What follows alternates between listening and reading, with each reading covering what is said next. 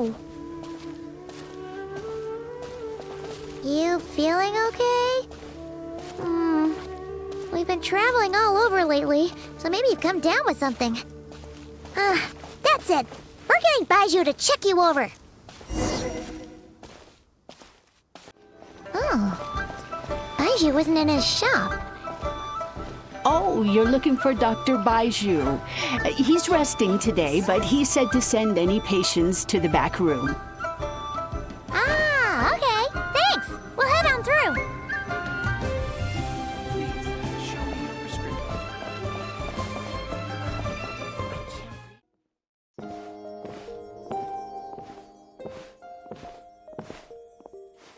Traveler, Paimon, welcome. What can I do for you? It's the Traveler. She looks absolutely beat these days. She has these huge dark circles around her eyes, like she hasn't slept a wink. And she keeps spacing out. You have to call her name several times before she snaps out of it. What do you think it is? Is she sick?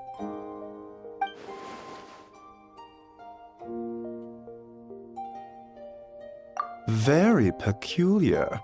In all the time we've been acquainted, this is the first time you've come to me with a health complaint. Come, let me take a look at you.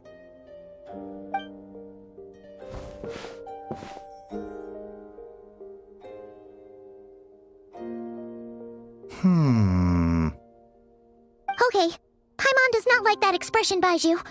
It's not serious, is it?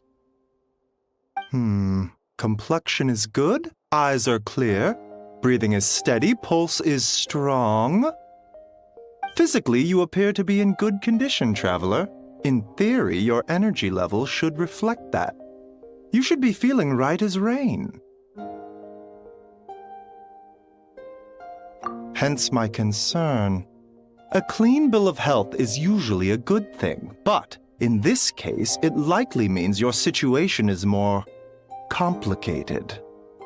Physical illnesses come with detectable symptoms that can be used to diagnose, medicate, and cure the condition.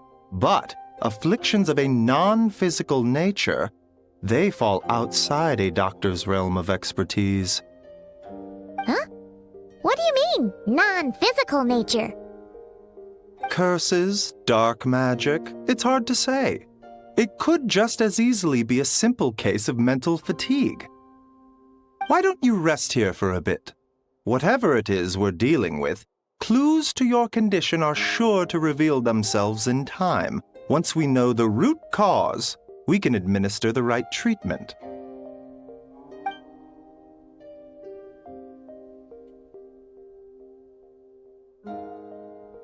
In the meantime, Changsheng and I will review the relevant literature for afflictions that present with mental fatigue.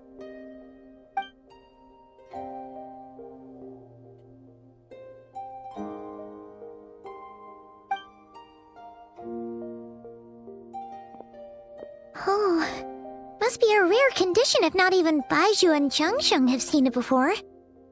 Well, all we can do is take their advice. You look like you're about to collapse anyway. Just get some rest. Paimon will be right here by your side. Fingers crossed you'll be all better when you wake up.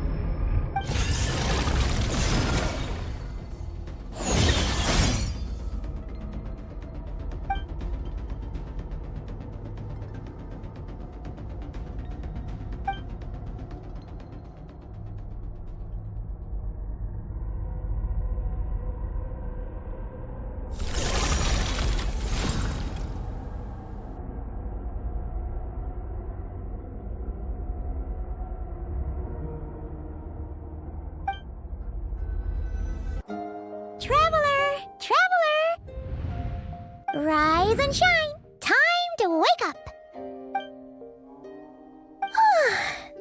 For once, you're making Paimon look like an early riser. It's already afternoon. Hopefully all that sleep did you some good. Feeling any better? A cut? What? Did you scratch yourself in your sleep? All right, let Paimon take a look. Nope, nothing there. Wait, did you have a nightmare? Okay, don't panic. Paimon heard that dreams tell us what we need by showing us the opposite. So, if you had a nightmare, maybe all you need is something to cheer you up. Come on, Paimon will treat you to something yummy.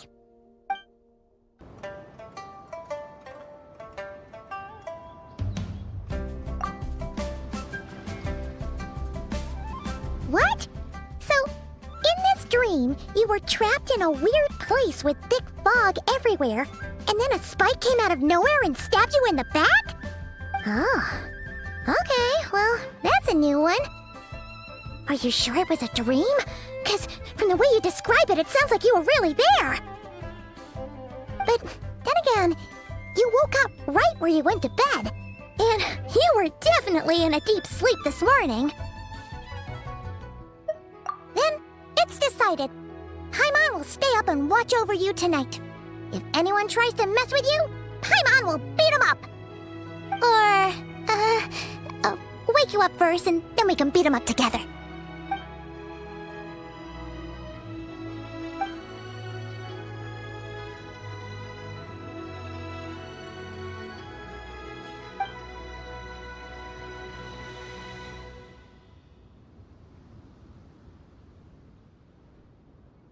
Something is missing. Did you just say something? The flesh remains whole, but the soul is incomplete.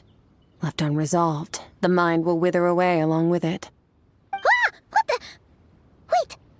Paimon remembers you! Your child's master! Skirk? Right! What are you doing here? The last time we saw you was at the Primordial Sea in Fontaine, right? But then we left and never learned where you went after that. Child's been looking everywhere for you, by the way. What brings you to Wanmean Restaurant of all places? You came here looking for us? And were you the one behind that hocus pocus just now? Tell me, what is it that you saw? Tight-lipped, huh? I suppose that's fair. You, I'll take a glass of wine. Hmm? Oh, of course! Coming right up. We make this one in-house. It's not too strong. Enjoy. Chef Mao, I'll take a grilled tigerfish over here. Coming right up. Ah, if I knew we'd be this busy, I wouldn't have approved Shenhe's vacation. At the end of the day, what happens to you is of little consequence to me. I'm not here to try and win you over. Trust me or not, the choice is yours. If you want my help, now's the time to speak up. You have until I finish my drink. I was investigating an abyssal disturbance in the area and happened to notice you. Part of your soul is damaged, and the wound bears traces of abyssal corrosion. Need I say more? Neither of those things sound good.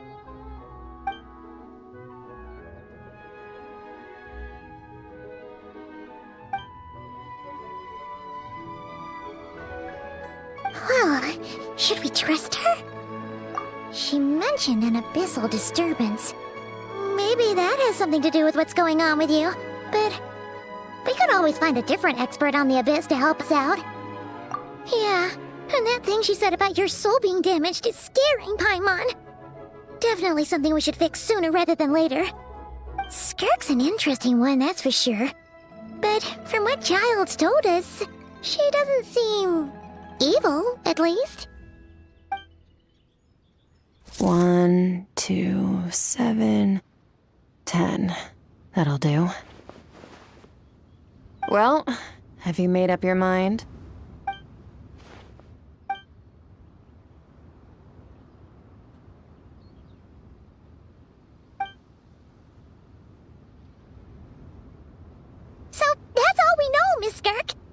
ma'am. Can you help us? So, you couldn't disperse the fog. I understand. Come find me in the Gwali Plains when you're done here. Oh, and I left cash for the drink on the table. Settle the bill for me, will you? Oh, okay. Huh? She disappeared!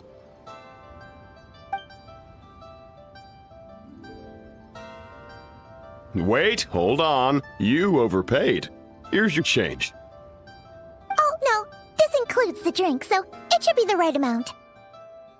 I didn't think you two ordered a drink. We didn't. It was that lady who came and sat with us, remember? You brought it out to her yourself. You sure? I could have sworn there were only 2 of you at that table. What? What'd you put in their dish, Chef Mao? Some kind of hallucinogenic mushroom? You got them seeing things. Seeing things? Wait, so neither of you noticed her? Young lady? About this tall, wearing a purple dress? She ordered a glass of wine! Oh, now you mention it, that vaguely rings a bell. And it looks like I did open the wine jar, so it must have just slipped my mind. In any case, that settles your bill. Come again soon. Coming! Okay, what was going on there? It's like they didn't remember Skirk being there at all. Even Paimon was half convinced we hallucinated the whole thing. But that Mora she left for us was definitely real. Oh, this whole situation is giving Paimon the creeps. But anyway, she told us to head to the Gwali Plains, right? Let's not keep her waiting.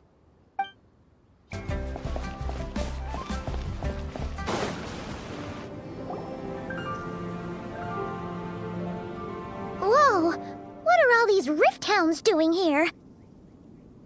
Huh, looks like they're collecting something. Oh, let's go check it out.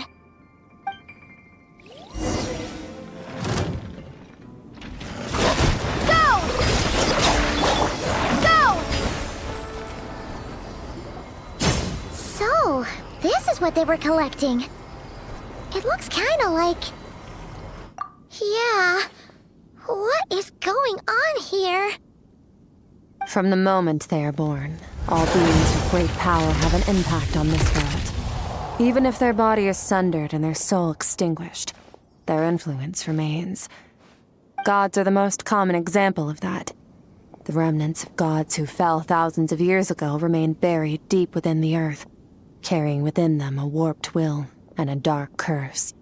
Together, these remnants form what you call god remains, and it appears that some of those sealed here were dug up and removed. There are traces left, but they're fading fast. What are you doing? Nothing!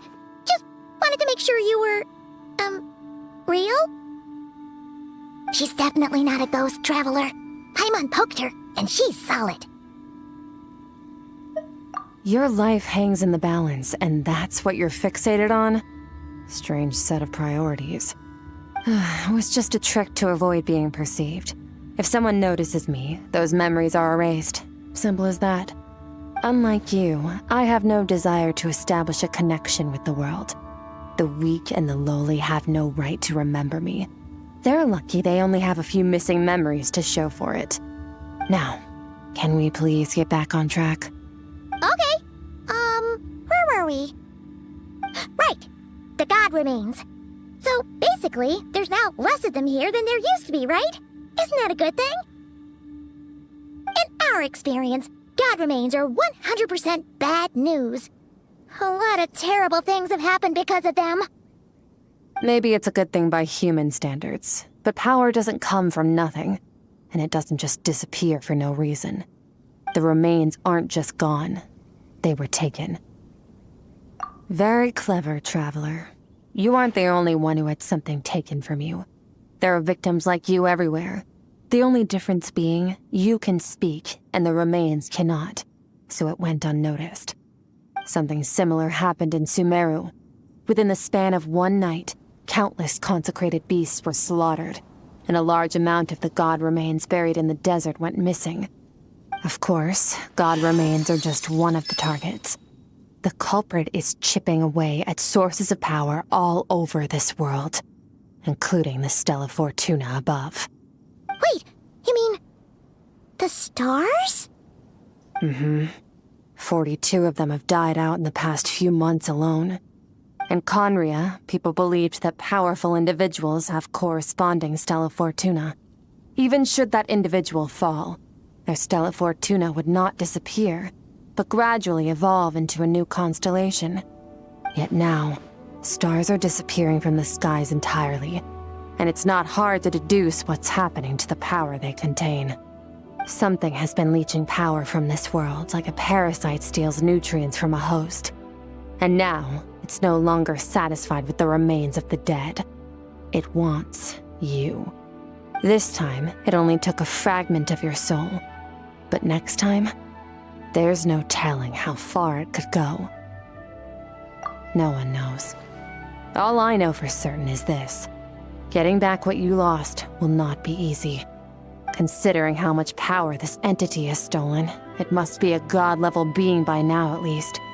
But that's not the real concern. Souls are fragile things, and yours could easily be crushed if you go up against it. So you're gonna help us, right? We're going to help each other. You are my ticket to uncovering this thing's true identity. Well, great! You seem super strong and you know a lot about the Abyss, so Paimon will take it. Don't get all mushy on me. All I'm doing is helping you get back to normal after a sudden crisis. And I should warn you, getting mixed up with me can have unforeseen consequences. We're on very different journeys. You don't want to be in my debt, trust me. You help me uncover the truth behind this entity, and I'll help you recover what you lost. This is a transaction, that's all. You would do well to remember that. Now, come along. Yeesh! You'd think she'd be a little friendlier since she's agreed to help us. But nope, she's just like when we met her in the primordial sea. So cold. Well, whatever. If that's how it's gonna be, then she doesn't deserve our friendship. What she does deserve is a super embarrassing nickname. Ah, Paimon's got it. Frosty the Lavender Melon. Serves that ice queen right. Anyway, the important thing is that we get that piece of your soul back. So, let's follow her and see what sort of plan she's got.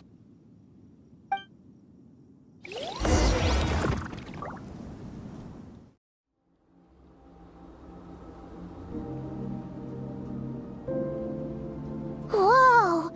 This place is way bigger than Paimon expected. Where are we? This is where I live. I suppose it's the closest thing I have to a home here. It is. I brought you here because time flows differently in this place. I don't know how much Ajax has told you, but when he fell into this space, I mentored him for 3 months. In that time, only 3 days passed in the outside world. Ajax? Oh, right! That's Child's real name! Yeah, Paimon remembers him mentioning something like that.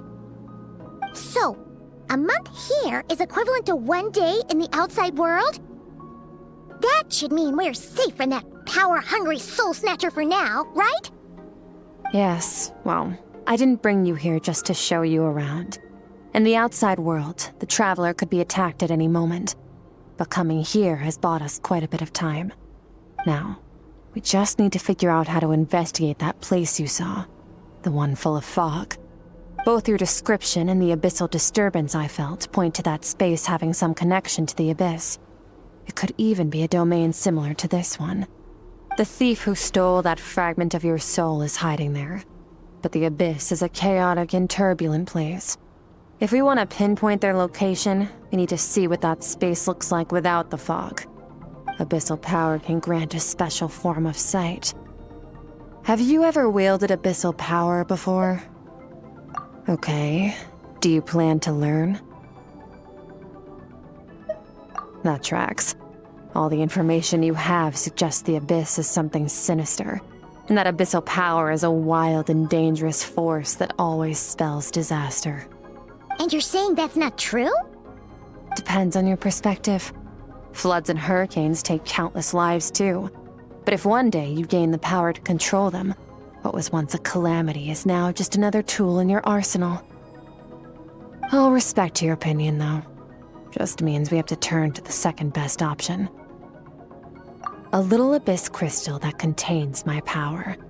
Wear it on your head, and we'll be able to perform dream mirroring when we fall asleep. Dream mirroring? It means experiencing whatever the other person is dreaming. Everything they see, think, and feel. Since you haven't studied the art of using abyssal power, and have no plans to jump in the deep end right now, I'll have to do the investigating for you.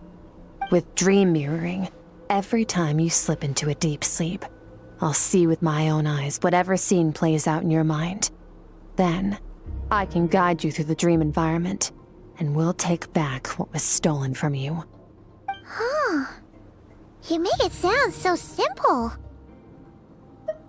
Tough to say. This is an unprecedented situation for both of us.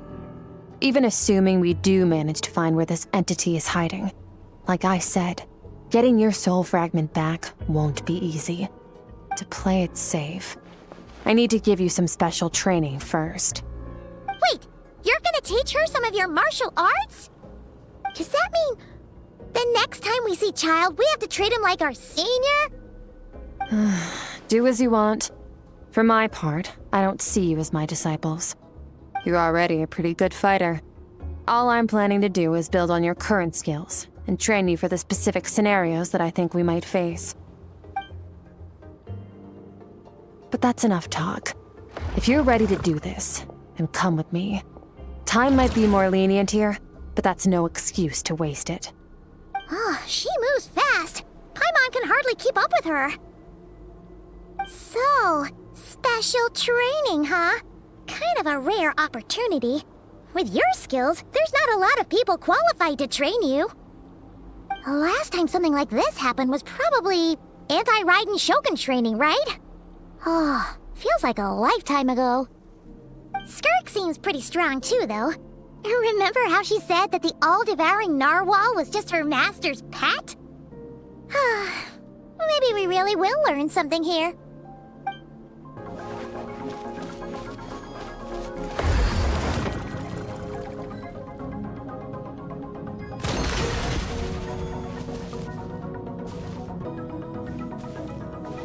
Ready?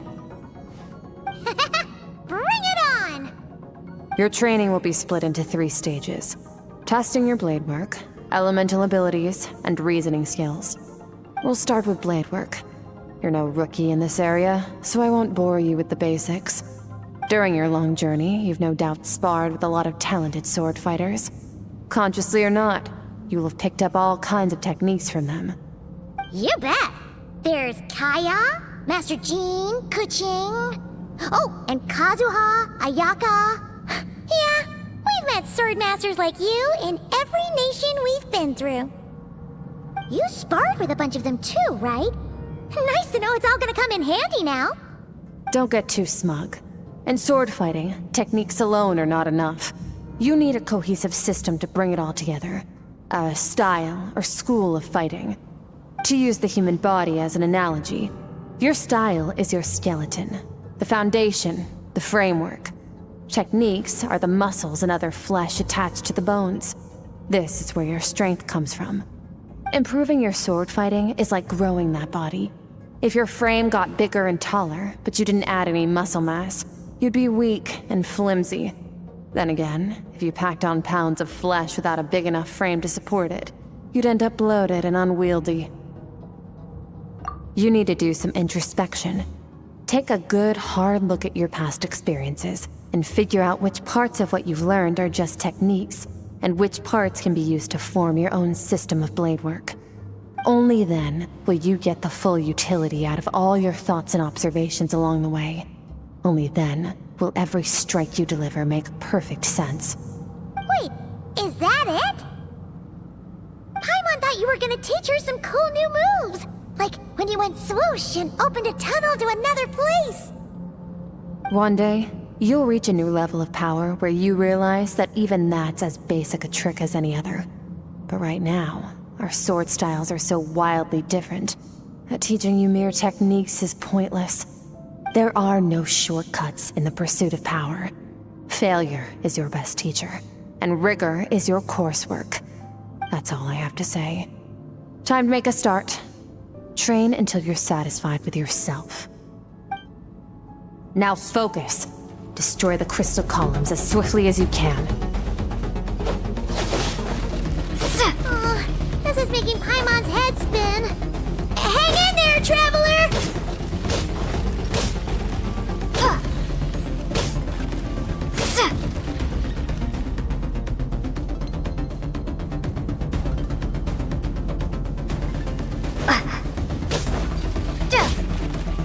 Water jet!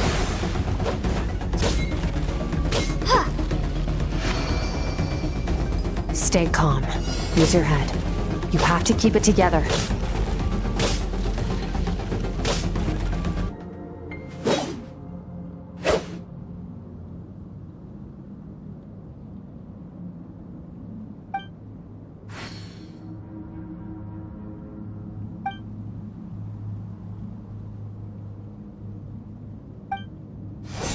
This moment will be frozen in time. Cut to the chase. Consider a moment of true mastery that you've witnessed in another person, and ask yourself, what lies beneath the surface? What's their guiding philosophy? What's their state of mind as they maneuver their weapon? Now take that and practice it right away with speed, skill, and strength, over and over, until your hand is one with your mind. This is the only path to true growth. Step on up. Dance with the waves.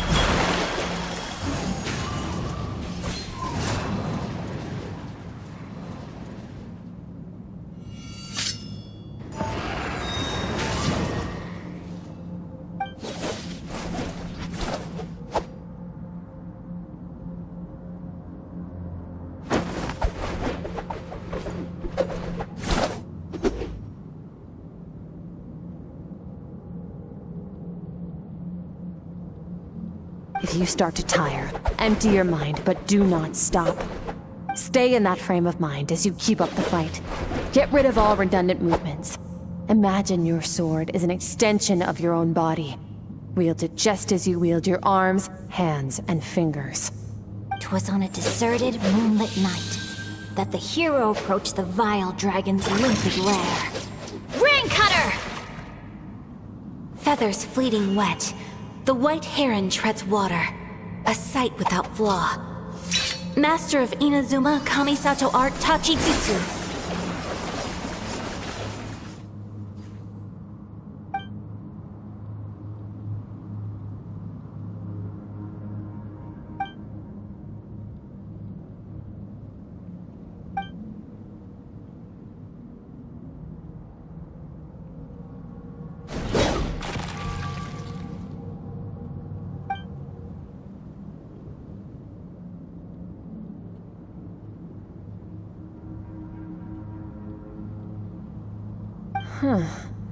Looks like you've made some real progress. That concludes your training session. Awesome! Paimon knew you could do it! How do you feel? As you should be. Time flies when you're training hard. You've actually been going for several days now with no rest. Yeah, meanwhile Paimon's had a whole bunch of naps. But you were so focused, she didn't want to interrupt you. Go get some sleep. I'll be doing the same very soon. Let's hope you see that foggy place in your dream, so I can get this investigation over and done with. Sometimes, you have to practice a single movement 1,000,000, maybe 10 million times, before the breakthrough moment comes. Nothing in the outside world can help you in this process. The most important thing is to remain patient.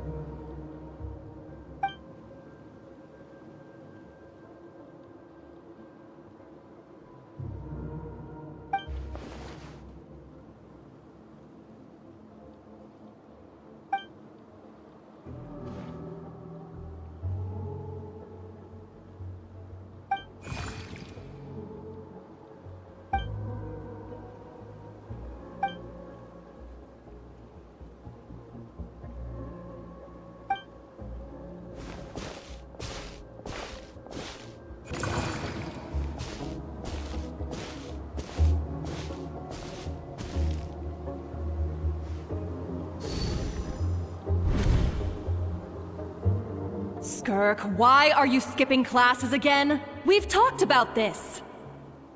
'Cause he's a crabby old man, and he's a boring old man. I don't like going to his classes. Excuse me. You shouldn't talk about your teacher like that. It's very disrespectful.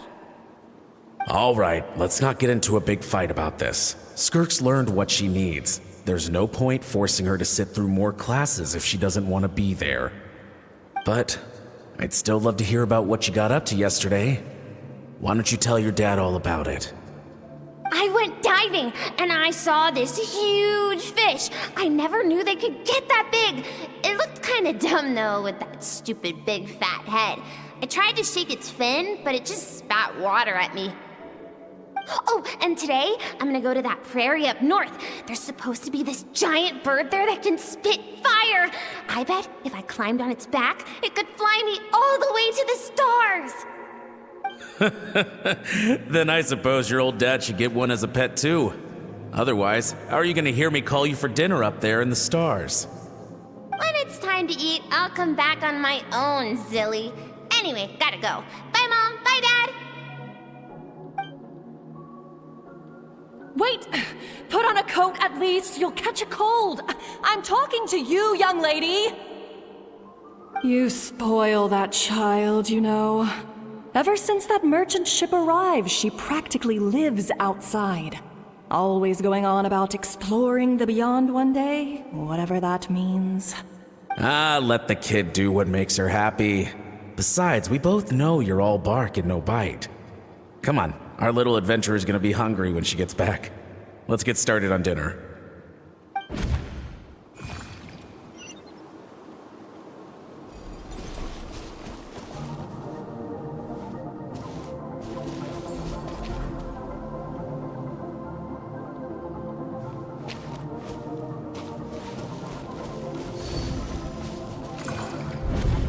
The stars shimmer high above. But what lies beyond the stars? Mountains as far as the eye can see? An endless snowy plain? Or maybe buildings taller than the sky, like the people from the merchant ship said? I can't be the only one asking these questions. The universe is fascinating. If only I could meet some other people like me. We could set sail together and explore every corner of the world. I'm sick of being a kid. There's so many amazing things out there, and I'm ready to see them all. But for now, I'm starving. Better get back.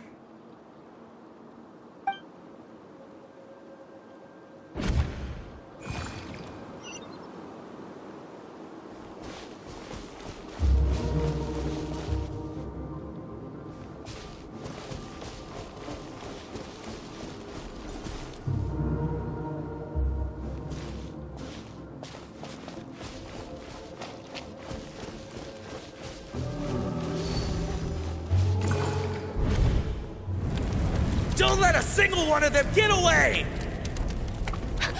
No, please, spare the children! Stay back! They're coming! Run! Help! Eliminate the threat. Take them down. Don't be scared. This way! We'll never make it! Fire. There's fire everywhere. What happened? I told you we shouldn't have trusted these outsiders!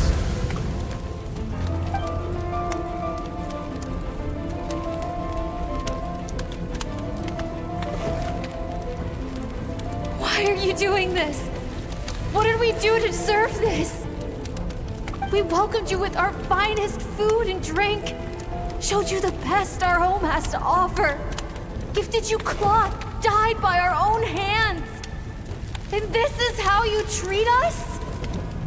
Run! Save yourselves! Captain, Zone 3 is clear and we have Zone 2 surrounded. Begin extermination. Remember the orders from upper command. No one is to be left alive.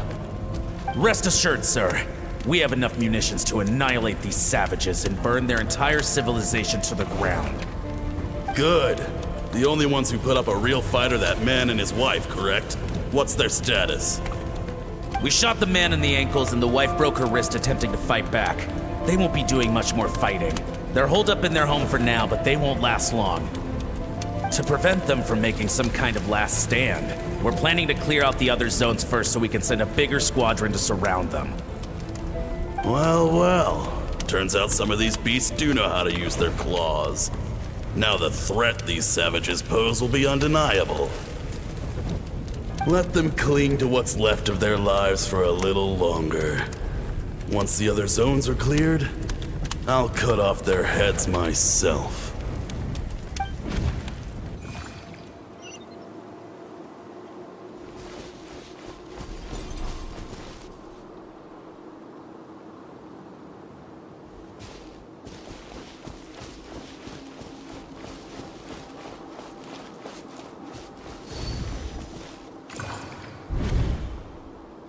Dad? Mom? Skirk, you're all right? Thank heavens. I'm so happy to see you, sweet girl. But you need to go. It isn't safe here. They'll be back any second. What happened? You're bleeding a lot. Dad? Mom? This is the place. Alert all units. Prepare to surround. Run, Skirk! Run as far away as you can! Don't trust anyone! Your dad and I, we're not afraid to stare death in the face, but we need you to survive. My clever girl, so curious. You're already so brave. I know you're going to grow up to be such a positive light in this world. Whenever you miss us, just play this song. Remember, life is a gift. Don't let darkness claim it. Break down the door! Look what we have here. A savage that can pluck a tune. Well, the show's over.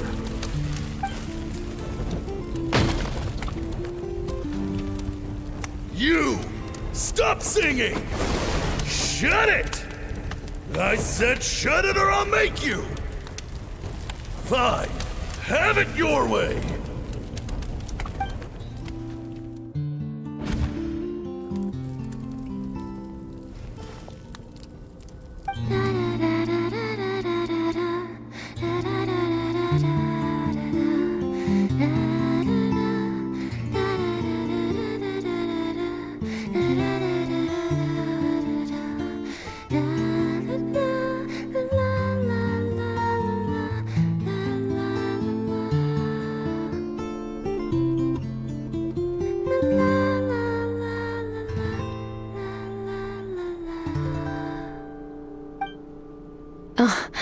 You're awake? I found a few clues while you were asleep, but it's only a start. Now, time for the second stage of your training. This time, the focus is elemental energy. Come find me when you're ready to begin.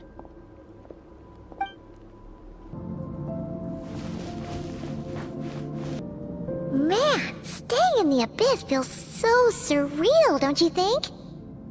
No day and no night. It's like time hardly exists. If we weren't careful to keep track, it feels like we'd have no idea how long we've even been here. Well, except for the fact that Paimon still gets hungry like clockwork. You go do your training. Paimon's gonna grab a bite.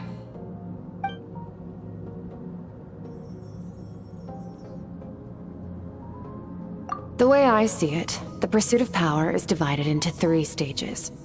The first is mastering the use of standard weapons.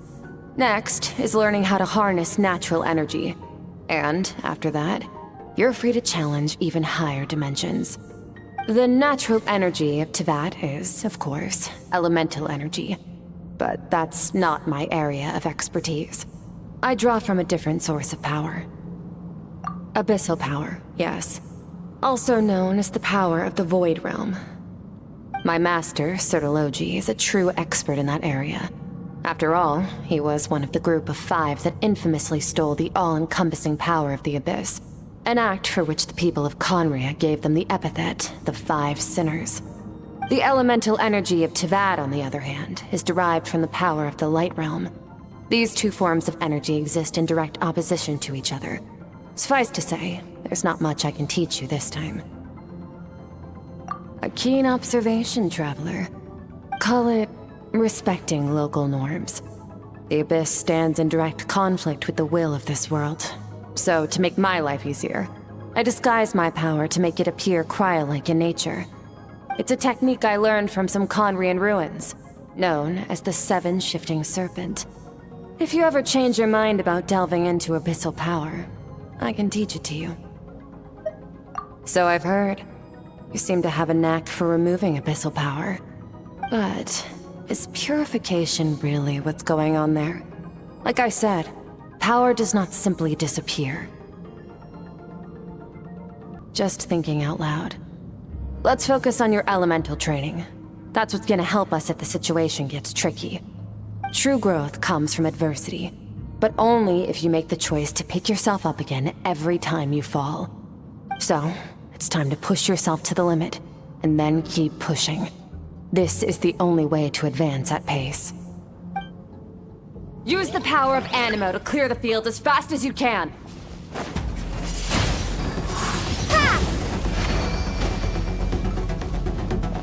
Observe your surroundings. Look for things you can use to tilt the scales of success in your favor.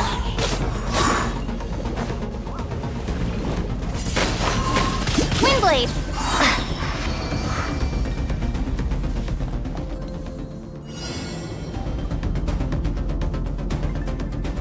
Use the power of Hydro to destroy the spikes. Faster. Don't give them a chance to strike you. You need to be quicker than you were in your dream. You can't afford another injury like that.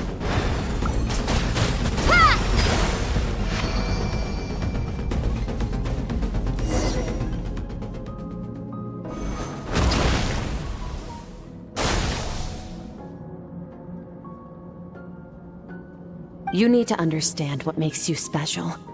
The ability to wield elemental energy without a vision and switch between the elements at will.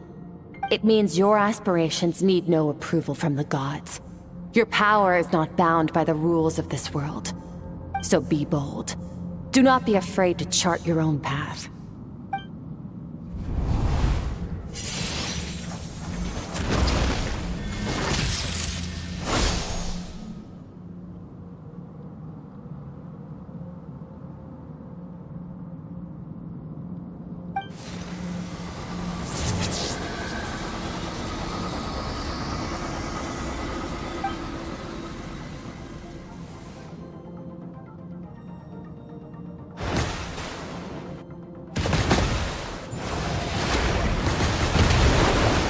Very good. It seems you've reached a deeper level of connection with the elements. Long enough for you to lose yourself in your training, which is a good sign. Relentless practice with the elements has drained all your strength, but it's also what allowed you to make progress. Get some rest. When you wake up, we'll proceed to the final stage of your training. If you wish to master the elements at a fundamental level, you must see the entire natural world. Nature in all its places and forms. That is part of what it means to be a traveler.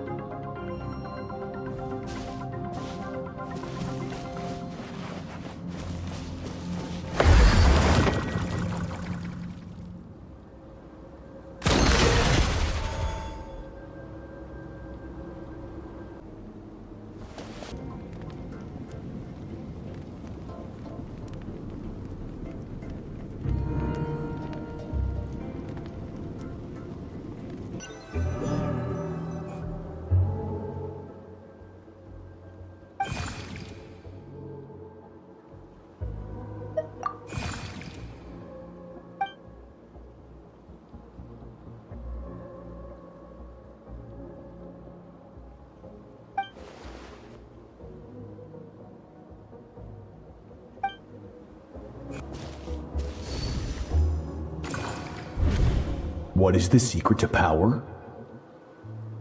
Longing, hatred, self-preservation. No, it is fear. The fear of losing those you love. The fear of watching your home burn. Fear of loneliness. Fear of death. Fear is the source of evolution. It forces humanity to adapt to their environment and overcome hardship. It is in the process of prevailing over our fears that we surpassed first ourselves and then the rest of the world. That fear is now part of you. It calls on you to evolve. And it is time to answer.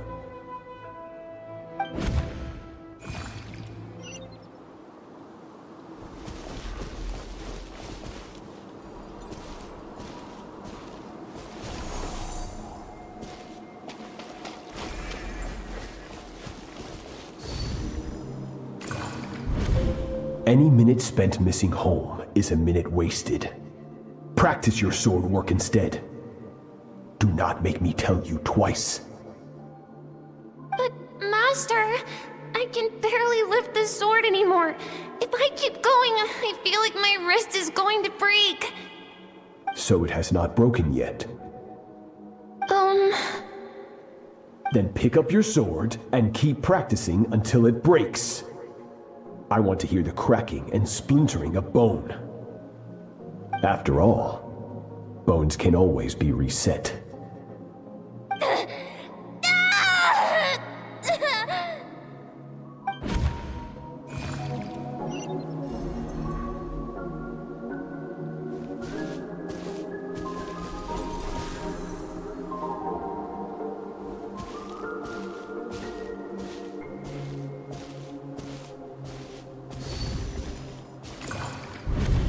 Good, Skirk.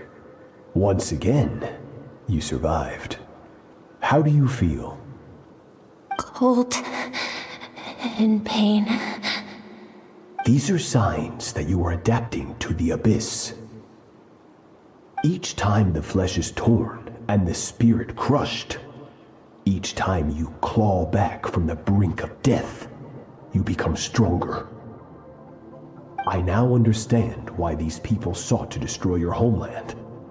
Your potential goes beyond even what I could have anticipated.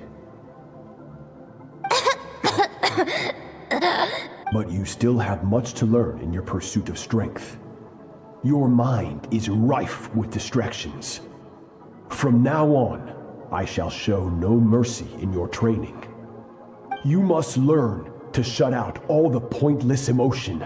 Crush the self that makes you weak and become master over your physical form. Get up, Skirk. Wipe the blood off your face. Cut away the rotten parts of your flesh and mend what is broken. Then take up your sword.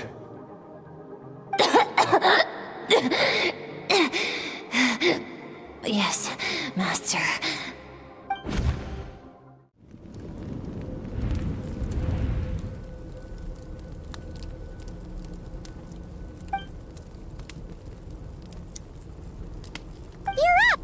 Hopefully you got some good rest.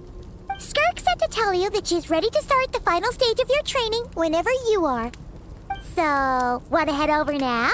Or did you want to wait a little?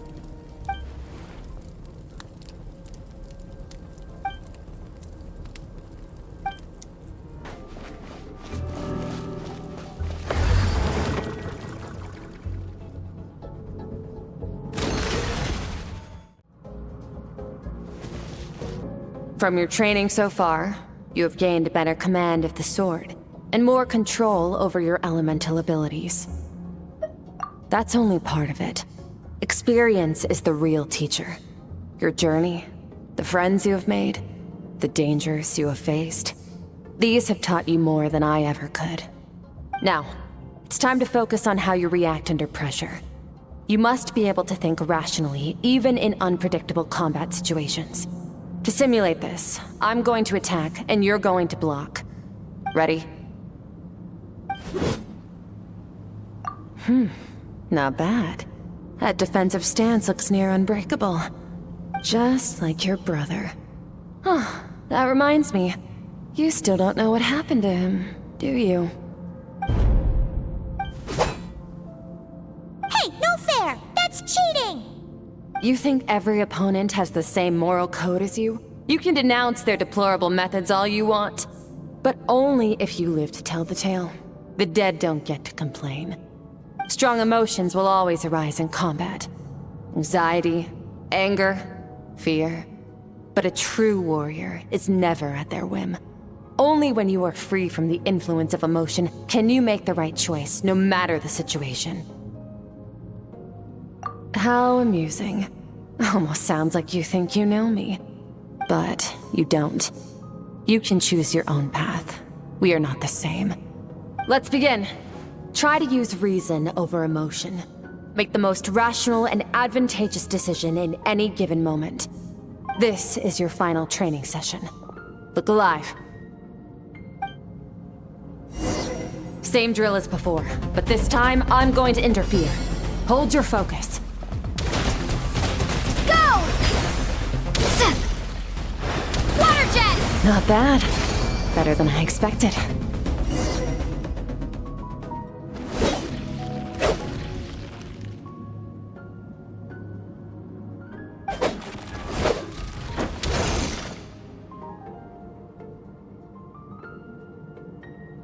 You're getting the hang of it. The first step to controlling your emotions is controlling your mind. You want a unified train of thought. It all comes down to focus.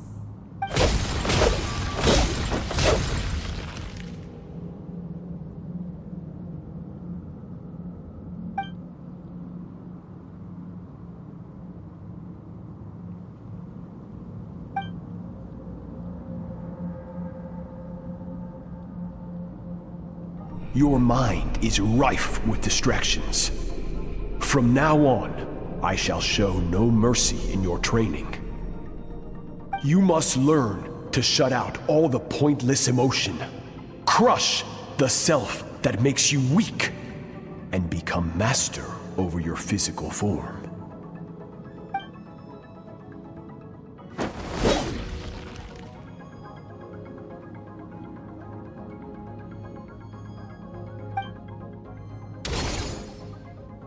Stop. Let's pause here. One look, and I can tell your mind has wandered. That's to be expected. There's a limit to how long a human being can concentrate on one thing. Staying calm and focused sounds simple in theory, but in practice, it's more demanding than sword work or elemental abilities.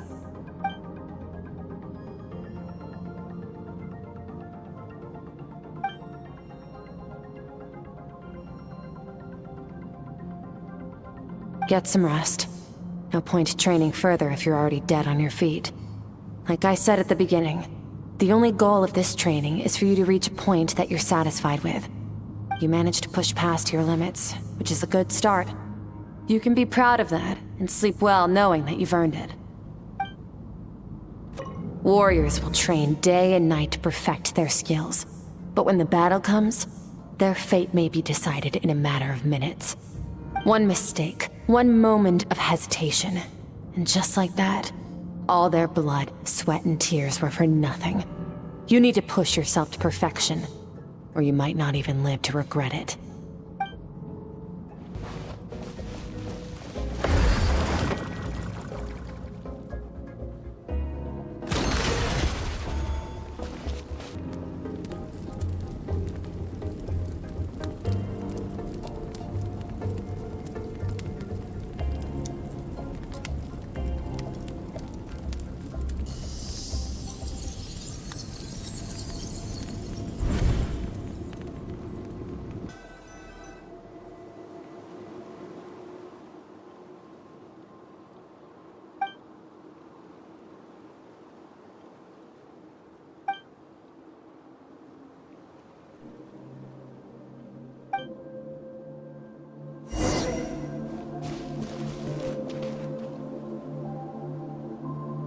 Skirk is amazing. She faced down that terrifying giant and cut its head clean off. Oh, she got hurt though, didn't she?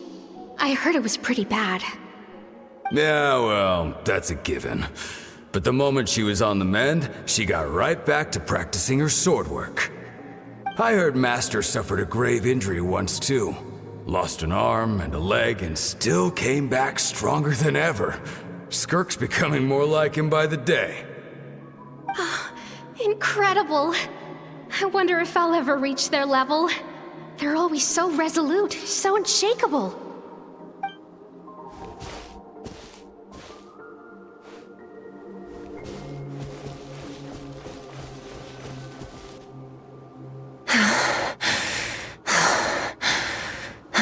Pathetic. You're not even trying. You're so much weaker than you think. Skirk, have you become a positive light in this world?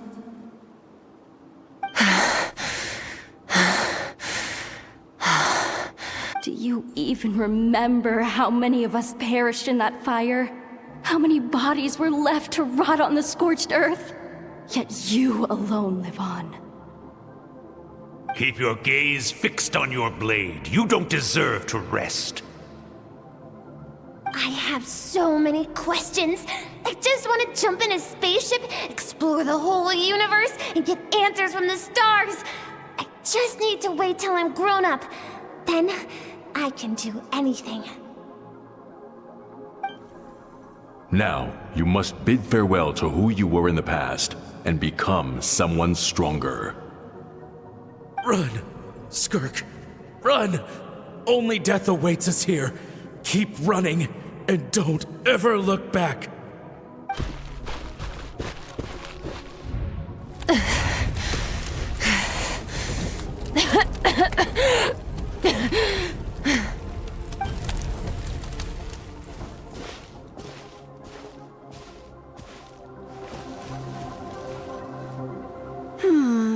Let's see here. First things first, you need a new identity. Going around telling people you're from somewhere beyond the stars won't do, now will it? How about saying you hail from beneath the earth instead? As the Conrian saying goes, venturing out into the universe and down into the abyss are the same in that both are braving the dark unknown.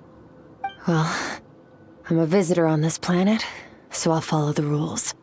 Ah, splendid. That saves me quite a bit of trouble. Let me offer you a piece of advice in return, although it might not be what you want to hear. I know the pursuit of strength is important to you, but taking a moment for yourself every once in a while is never a bad idea. Ignore her existence for too long, and there will come a day when you can no longer hear her voice.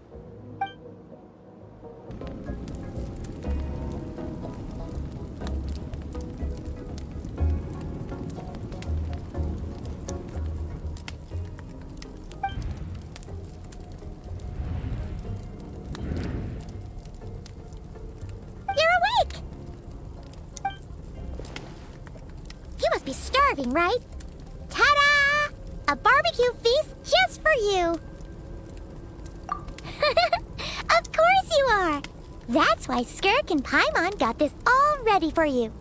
Dig in, before it gets cold. Ah, well, if you're around someone long enough, it's bound to happen.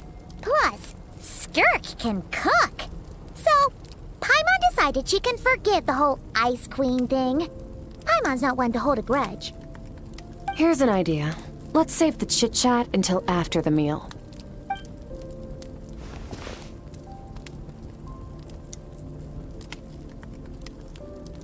Ugh, so full. Okay, it's Paimon's turn to sleep now. Wake her up when it's time to go.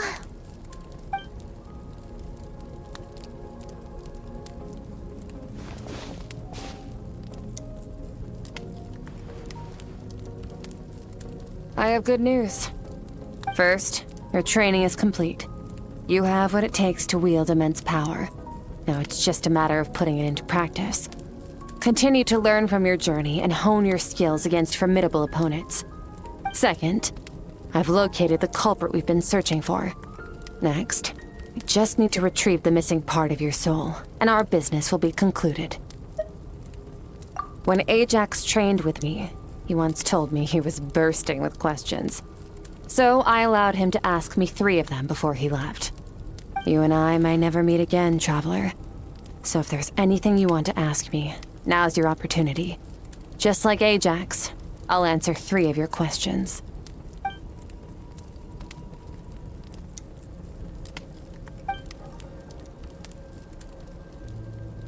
Okay, not the angle I was expecting. What makes you ask that?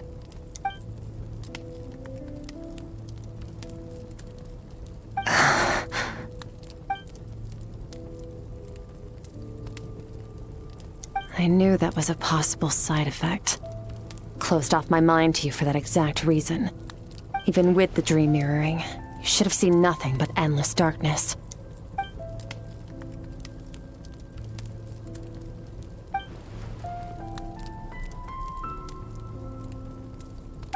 Whatever. Must have been a flaw in my execution.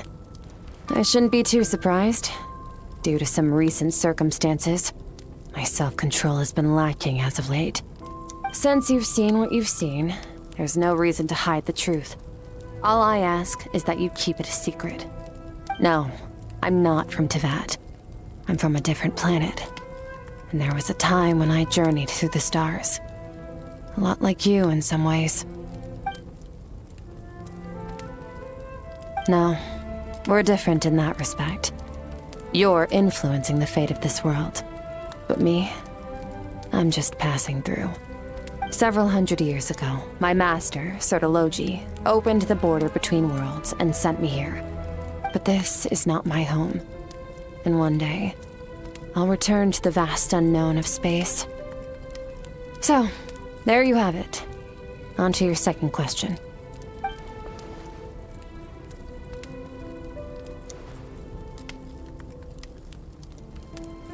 To become stronger. For certain reasons, I need to bridge the power gap between me and my master as quickly as possible. But first, I need to understand the source of his strength. To do that, I need to follow in his footsteps, walk the path he once walked, and somewhere along the way, I'll find out how to defeat him. That is my sole focus and purpose. Okay. You have one question remaining.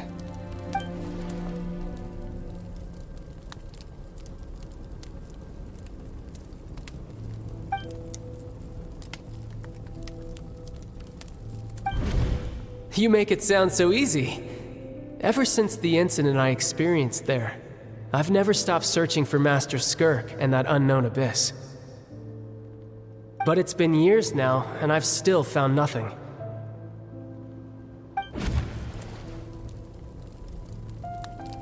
Well, your last question?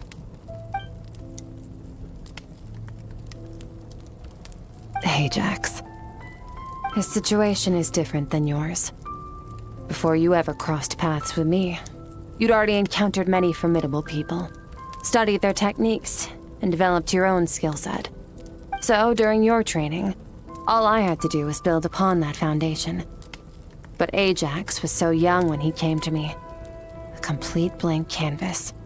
Children can't help but imitate their role models. In the long run, that would only hinder his growth. Once Ajax has enough strength in his own right, I will allow us to meet again. Until then, let that motivate him to reach his full potential.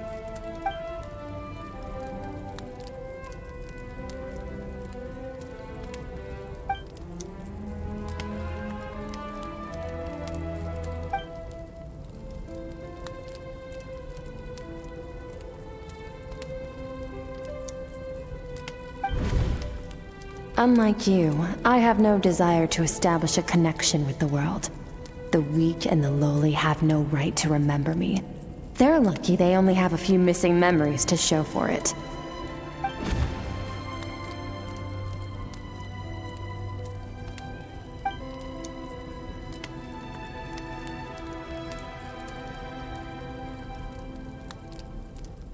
Wake up your companion.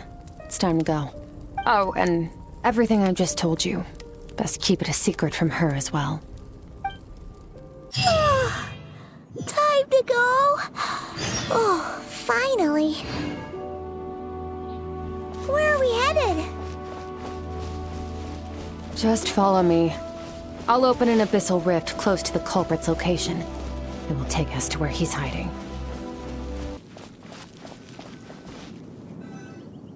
Wait. This is near the chasm, right? Yes. If we enter from here, we'll be able to reach that place from your dream. You have some experience with abyssal domains by now, but still, this is someone else's territory. Best to proceed with caution. Don't worry. Paimon's an expert at hiding behind other people for safety. Oh, but, that means you need to stay safe, Traveler. All right. Remember your training. Time to put it to use.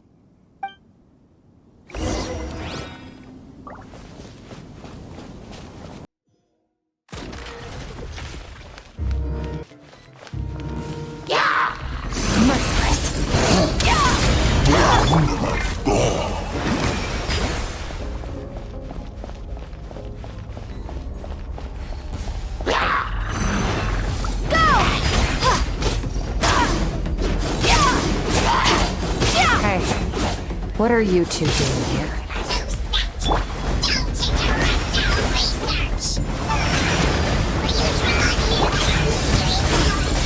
Dusty, like an abandoned house. Let's press on.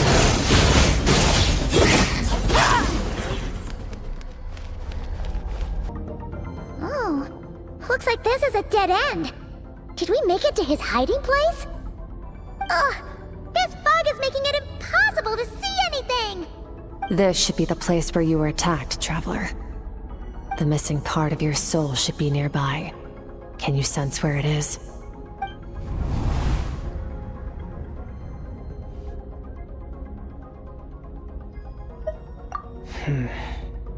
Our opponent must have covered his tracks just in case. Otherwise, you should have sensed it much more strongly. Hold on! Look! The spikes are back! Stay calm. Let's hold back a little. Give our enemy some wiggle room so we can see what we're dealing with. If you're too reckless, we might be playing right into his hands. Our enemy took part of your soul for a reason. It's likely he integrated it into his attack somehow. If we're smart about this, we can track it down.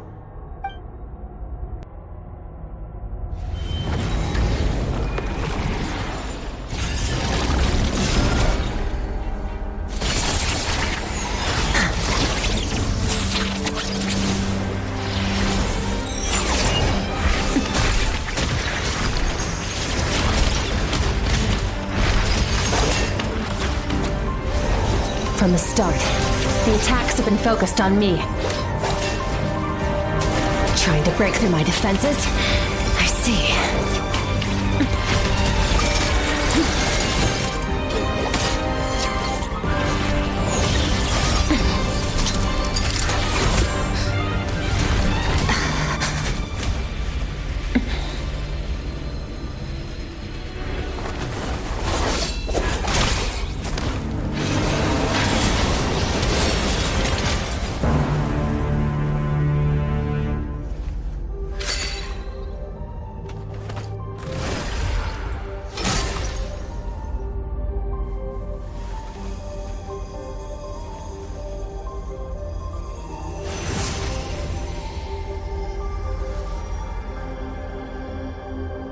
There. I got it back. Traveler! Skirk! What happened? It looked like Skirk just got...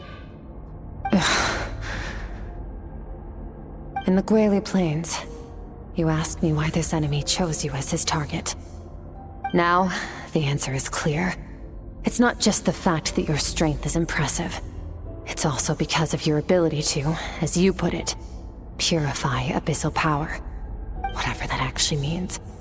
The fact is, that ability allowed him to do something that should have been completely impossible. Namely, break through my defenses and steal my power. No. He couldn't have known I'd come to his domain.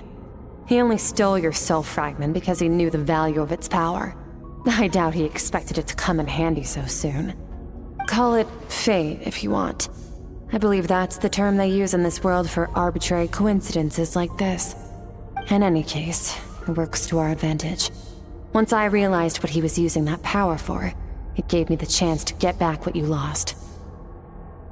I'll cope. Well, done gorging? Good. Time to answer some questions. How did you get the power of the all-devouring narwhal? The all-devouring narwhal? Oh, of course! Paimon knew that spike thing looked familiar. It looks just like that narwhal's horn! I highly doubt you acquired that power through your own strength. Tell me I'm wrong. You're desperate enough to scour the land for god remains and whatever vestiges of power you can find. That alone proves you wouldn't be able to defeat a creature like that. Which leaves one possibility. You know my master, the Foul, Sertologi. The Foul? Who dares call him foul?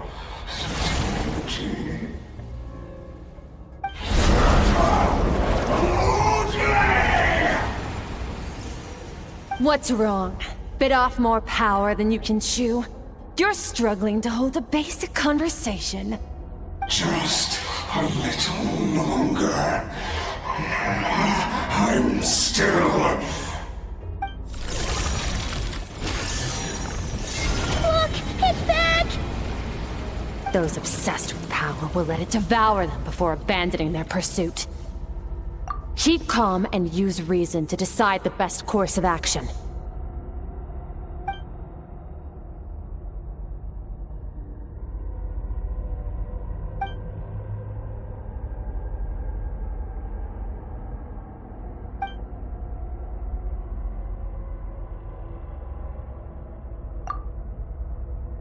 Wise decision. Final victory doesn't always come after a single battle. You've got your soul fragment back, so we both got what we came for. Let the enemy draw breath while he can. It won't be for long. Get us out of here, Traveler. You'll need to lead the way this time.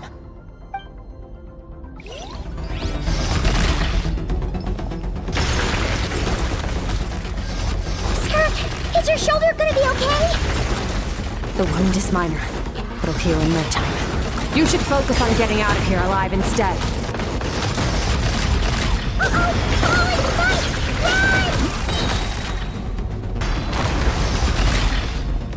Watch out!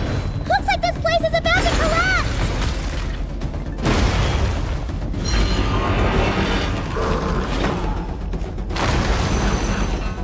So, this guy's power has something to do with the all-devouring narwhal.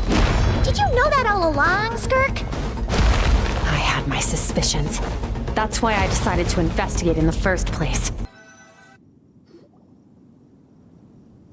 Phew. Oh, we should be safe here, right? I no longer sense his presence. Can't have followed us out of that abyssal domain. Weaklings like him will find that my power is not so easily controlled. He won't be leaving that place until he's managed to digest it. You seem surprised. I suppose that's fair. You've seen but a fraction of what that whale is capable of. That gaping maw could swallow a planet whole. It's called the all-devouring narwhal for a reason. Devouring is what it does best. It can extract power from anything, dead or alive, as long as it manages to make physical contact. Yeah. When we had our run-in with that thing, Rivulet mentioned that it has an instinct to devour.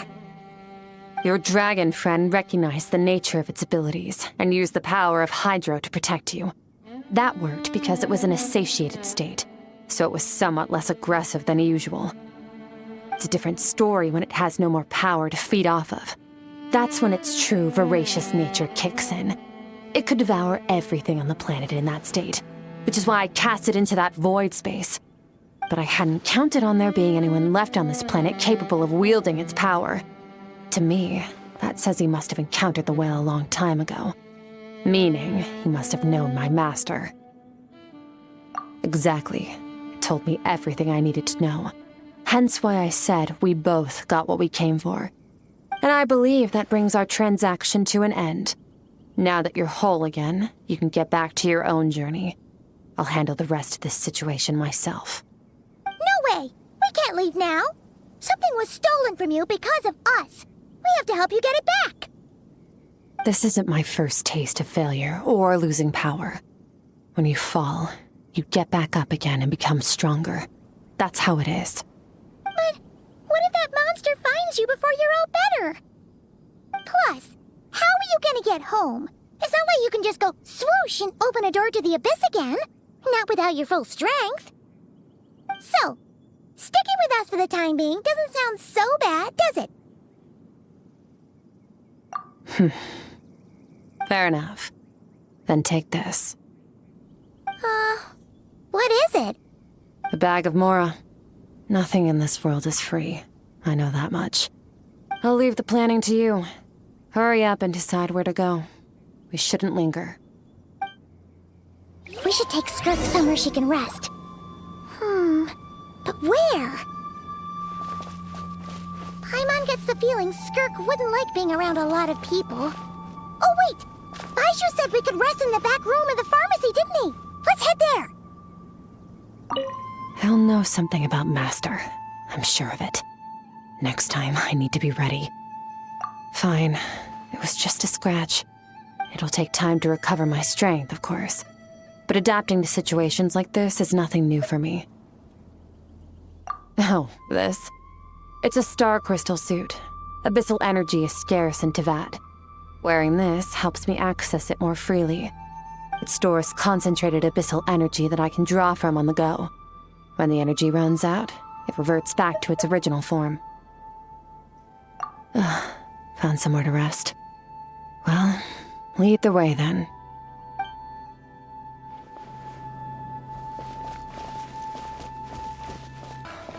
I can't read what this says. This bag from Skirk has a ton of Mora in it.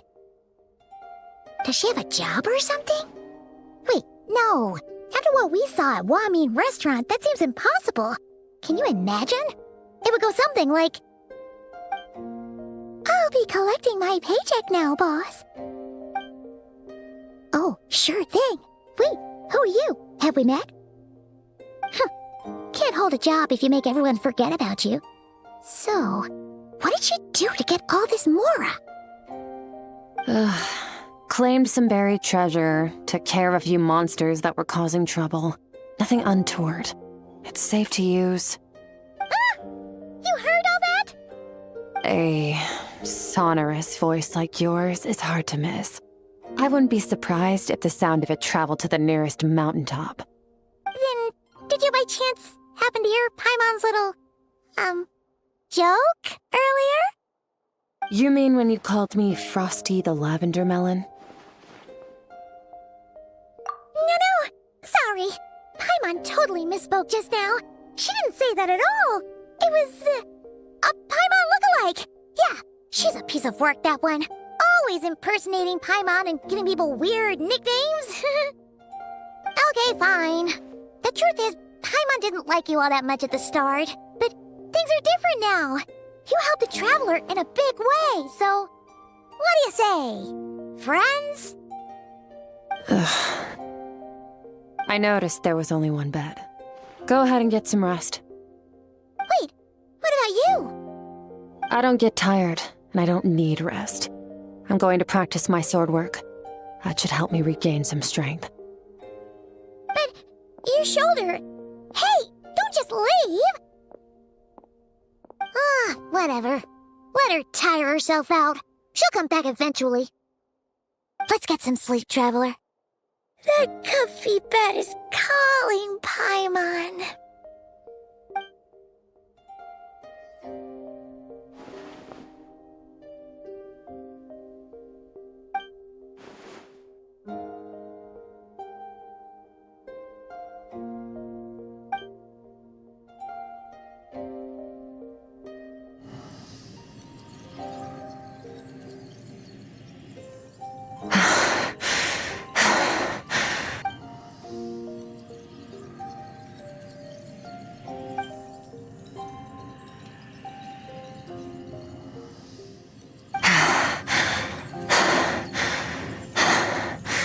quiet.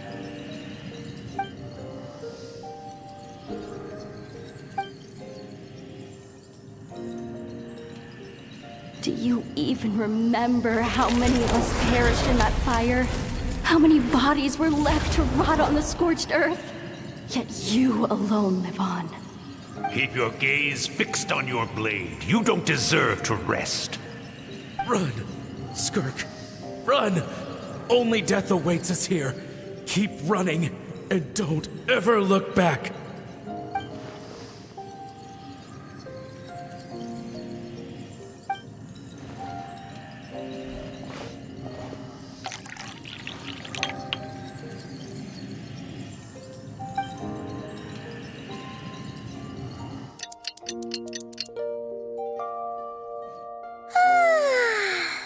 Getting an early night's sleep is the best.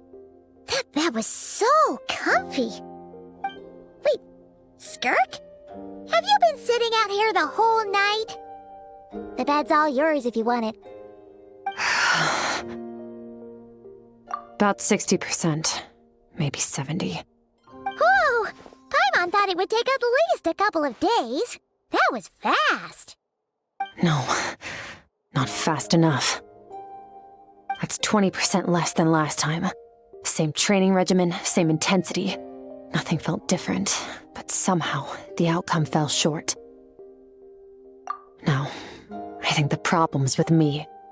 I need to meditate for the next 2 days. Deep introspection should help me find the issue. Ooh, sounds intense. We'll watch over you in the meantime, then. Thanks. See you in 2 days.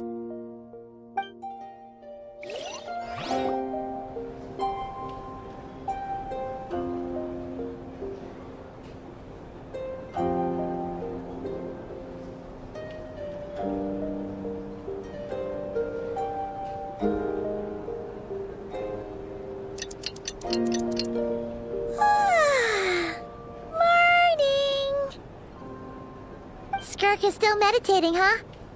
It's been 2 days already. Shouldn't she be awake by now? Paimon can't think of anything we can do to help. Oh, wait! Breakfast! That's it! Paimon will go get breakfast! Skirk is gonna be starving when she wakes up. Be right back.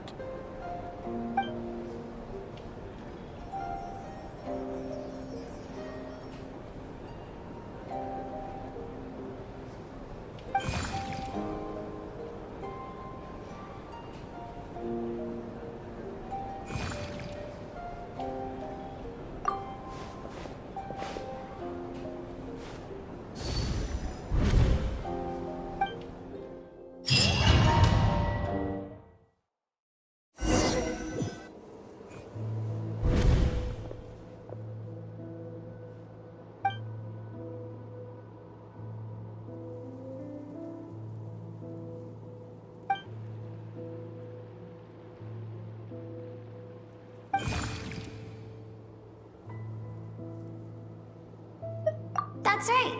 This is Skirk's inner world. Think of it as the threshold between the soul and dreams. This isn't your first time here, but what you remember is probably a space covered in darkness. I only managed to illuminate a small portion for you back then. Actually, it's my first time talking to someone like this. I only managed to break free and bring you here because the injury weakened her power. I guess that's why I can speak again, too. Call it fate, if you want. I think that's the word they use in this world for lucky coincidences like this, right? Now, before I take you to her, I gotta ask.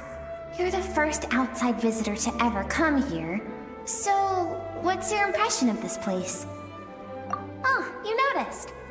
This river represents Skirk's strength. Strength accumulates over time. It is the summation of a person's lived experience. So this river is where all the fragments of Skirk's life should converge into a single stream of memories and emotions, flowing forward as one. But as you can see, This river has been severed numerous times. It's because Skirk doesn't like who she was in the past. And all she sees reflected in the river is a disgraceful shadow of who she was. She cuts through water and rock with the sword of reason, severs her connection with the past, and begins anew. You must learn to shut out all the pointless emotion. Crush the self that makes you weak, and become master over your physical form. This isn't my first taste of failure or losing power. When you fall, you get back up again and become stronger. That's how it is.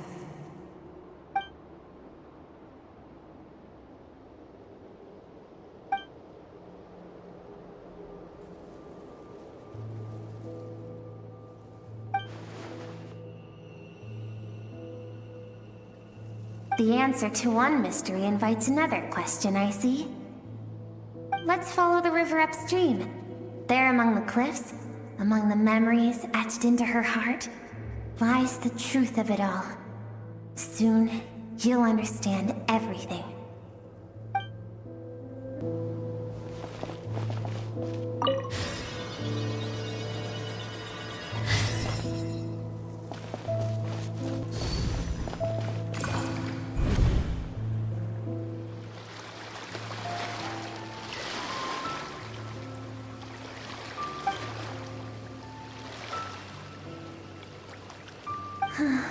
I've always thought that, even when falling leaves don't come from the same tree, they can still form bonds of kinship when they meet.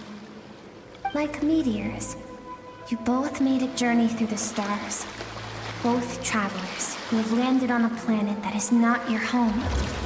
Yet, when she first noticed your presence, although she hesitated for a moment, she still chose to walk away, indifferent as ever.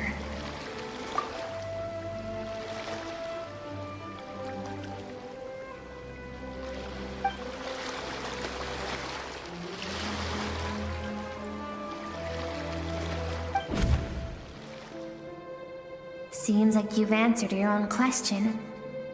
Skirk sees herself as a trespasser in this world. She's made a conscious choice to avoid altering its path. But the reason for that decision stems from events much earlier on in her life. Let's keep going. It's still a long way to the source of the river.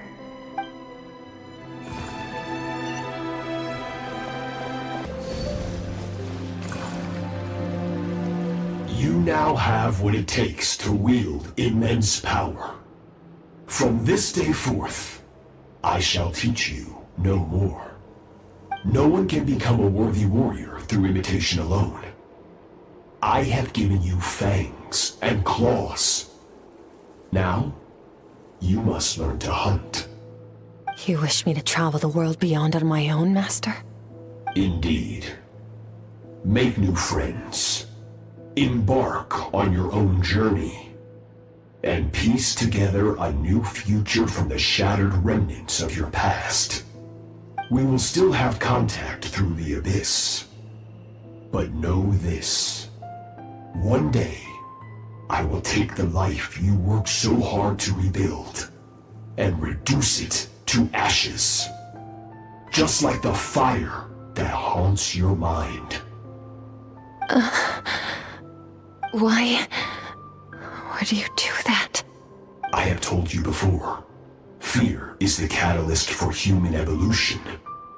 You have tasted loss. You have known fear, so deep it can be felt in the bones. But as living beings, we all have an instinct to detach from that which harms us. And thus pain dampens over time. And the acrid taste of fear becomes but a distant memory. Yet now, I have bestowed upon you the gift of fear eternal. It will drown you in the nightmare of your childhood, or it shall drive you to defeat me, whatever the cost.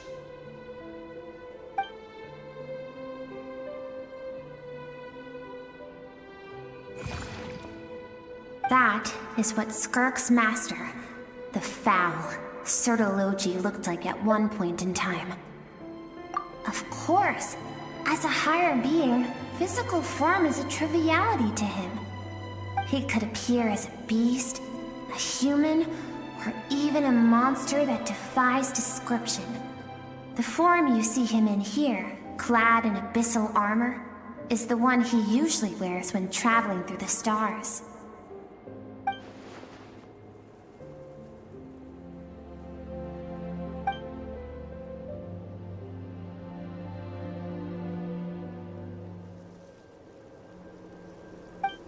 For certain reasons, I need to bridge the power gap between me and my master as quickly as possible. But first, I need to understand the source of his strength. To do that, I need to follow in his footsteps, walk the path he once walked, and somewhere along the way, I'll find out how to defeat him. That is my sole focus and purpose.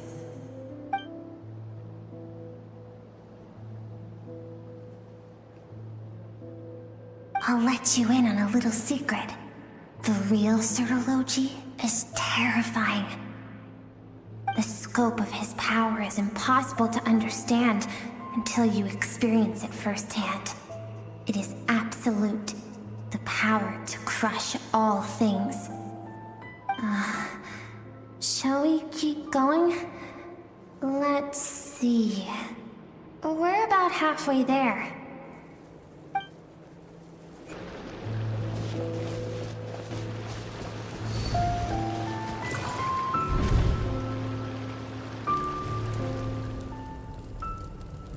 We've made it quite a ways already. This is Skirk, when she first began training under Sertologi. I have set your broken wrist. Tomorrow, you're to train twice as hard.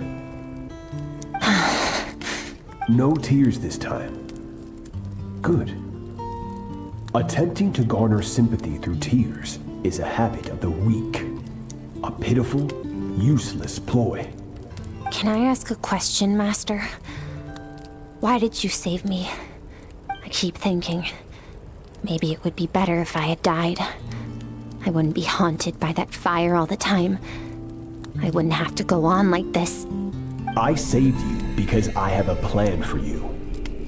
It has been too long since I fought a battle that demanded my full strength, and I hunger for it. Every so-called genius and prodigy I have faced has crumbled like sand underfoot. Before me, even fate bends the knee.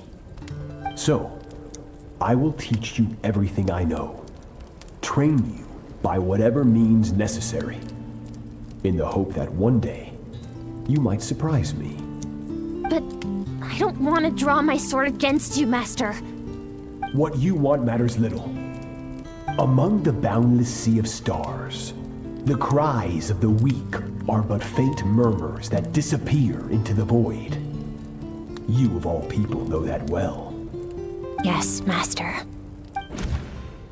From that day forward, all she knew was grueling training, emptiness, and fatigue. After some time, her talent bloomed, and she gained control over her emotions, like her master.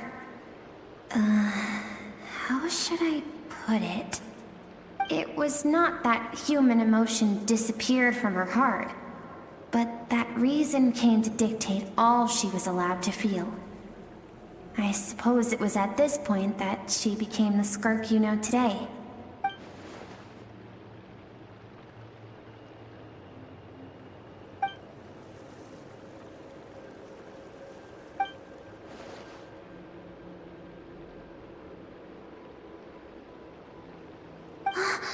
We're nearly there. I almost don't want to reach the end. Well, shall we? This is the final stretch.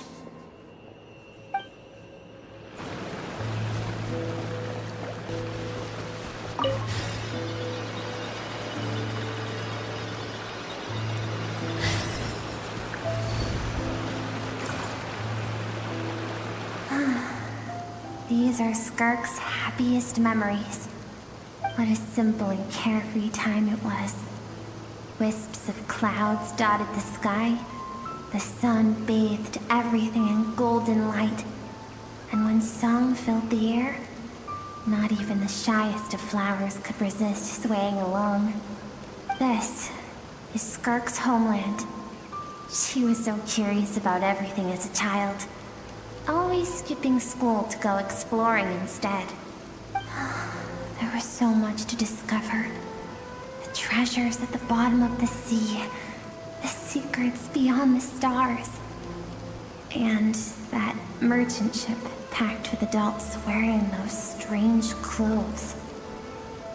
Yes, the ship. That was the beginning of the end. It was a spaceship.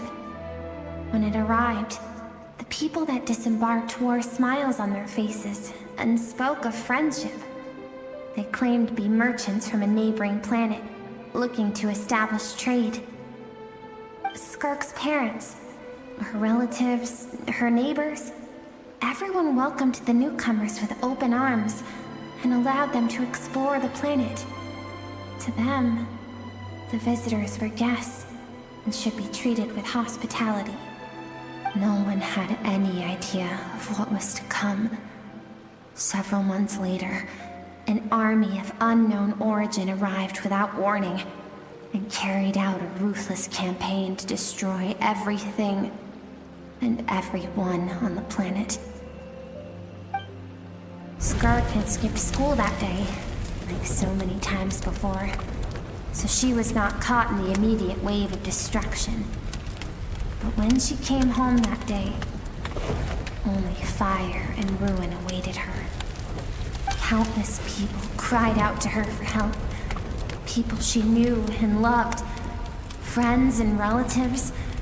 The little girl who lived next door. The shop owner with the bad leg.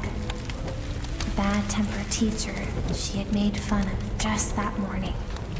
Their lives were discarded like worthless trash as the fire consumed one life after another. Skirk was helpless. All she could do was run. And so she did. She kept running until an unexpected figure crossed her path. If Sertology hadn't been there in that moment, the fire would have claimed her life too. And there she would have remained, left to rot in the scorched earth, with no answer as to why any of this was happening. Because she and her people were seen as a threat. As the initial merchant ship explored the planet, they discovered that it hadn't always had the condition to support life. Yet there was evidence of human activity, even during the periods of extreme heat or cold in the past. Further research revealed that, over time, the people of this planet had evolved the ability to adapt to any type of environment or energy source. For that reason, the outsiders viewed them as a potential threat and decided to eliminate them before the threat could rear its head. And so, the army was called, and the so-called danger was wiped from the face of the planet. Senseless, isn't it? Deemed a threat because of a gift they didn't even know they had. Perhaps it was their own innocence and kindness that doomed them. But in the end, that was lost to the blaze as well. If those with power get to decide good and evil, then all you can trust in is the sword in your hand. And so, before death could claim her, she ran. She ran and never stopped. No one wants to relive their most painful moments. Well, that brings us to the end of the story. This is as far as we can go. Skirk is waiting over there. For both of us. Let's go to her. It's time to fulfill my purpose. And my greatest wish over all these years.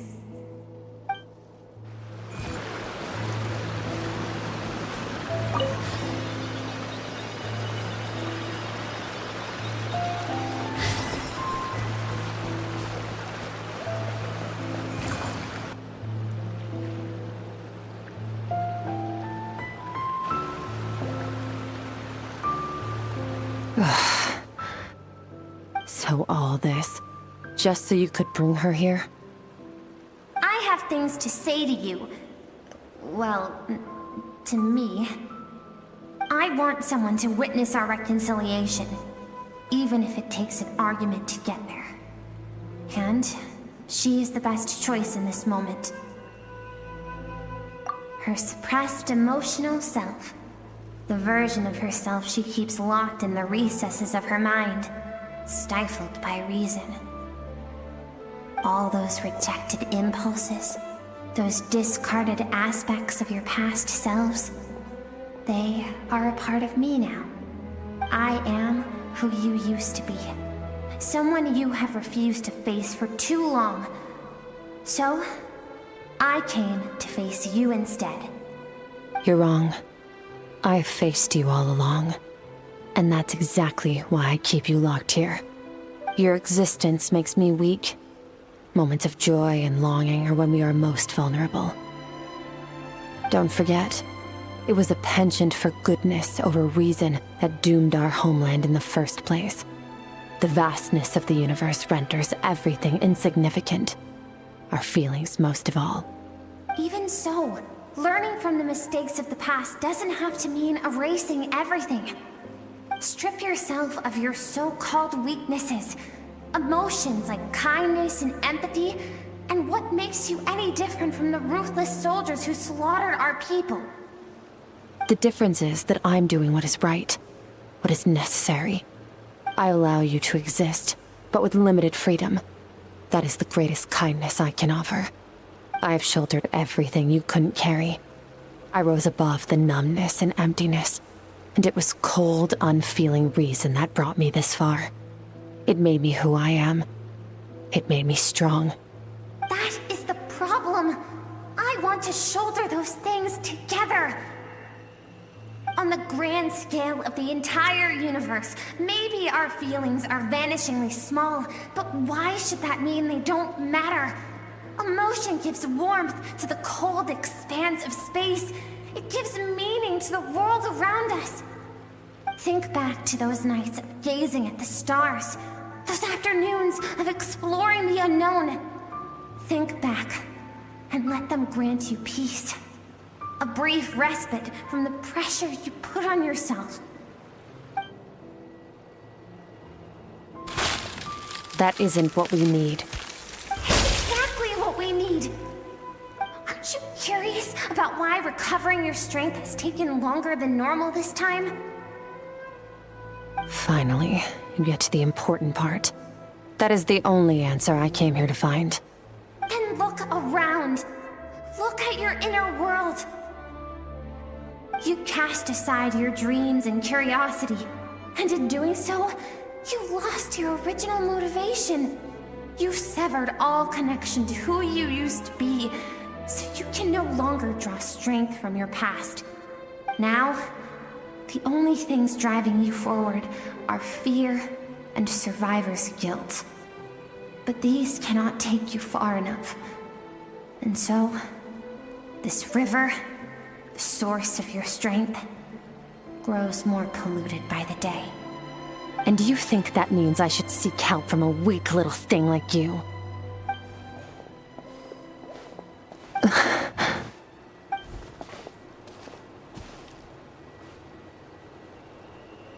Thank you for saying that.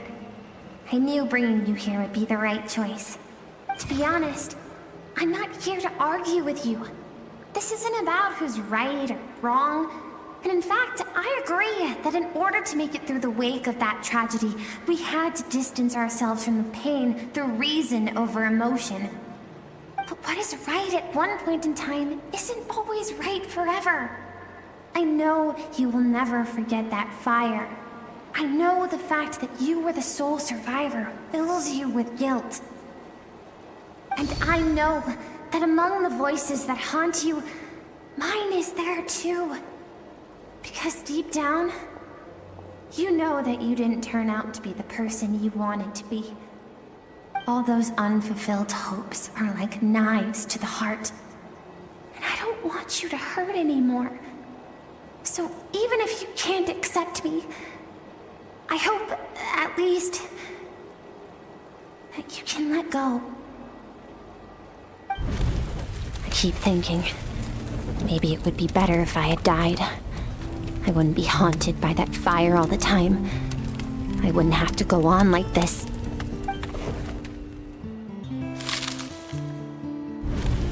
Your dad and I, we're not afraid to stare death in the face, but we need you to survive.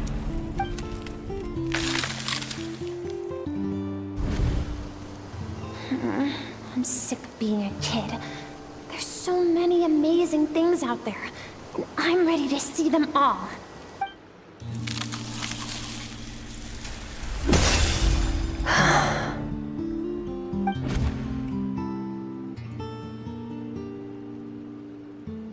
I remember. There was a song Mom and Dad always sang when we went out to fetch water. Dancing water.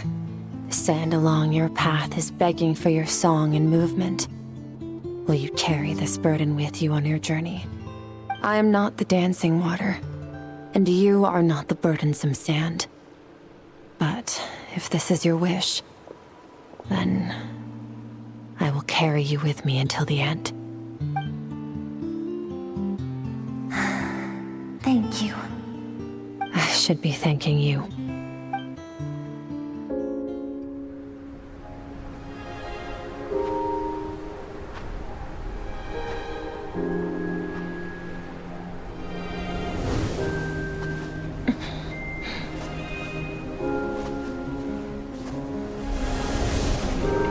Run, Skirk, run!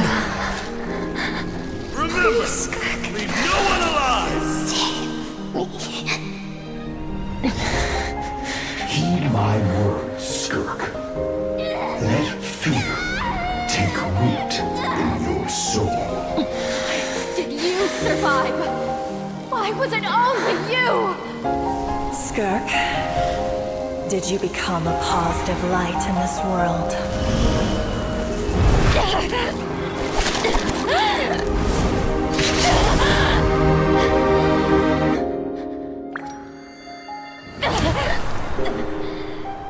Hey, this doesn't have to be the end.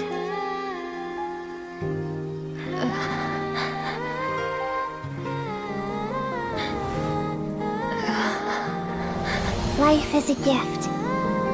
Don't let darkness claim it.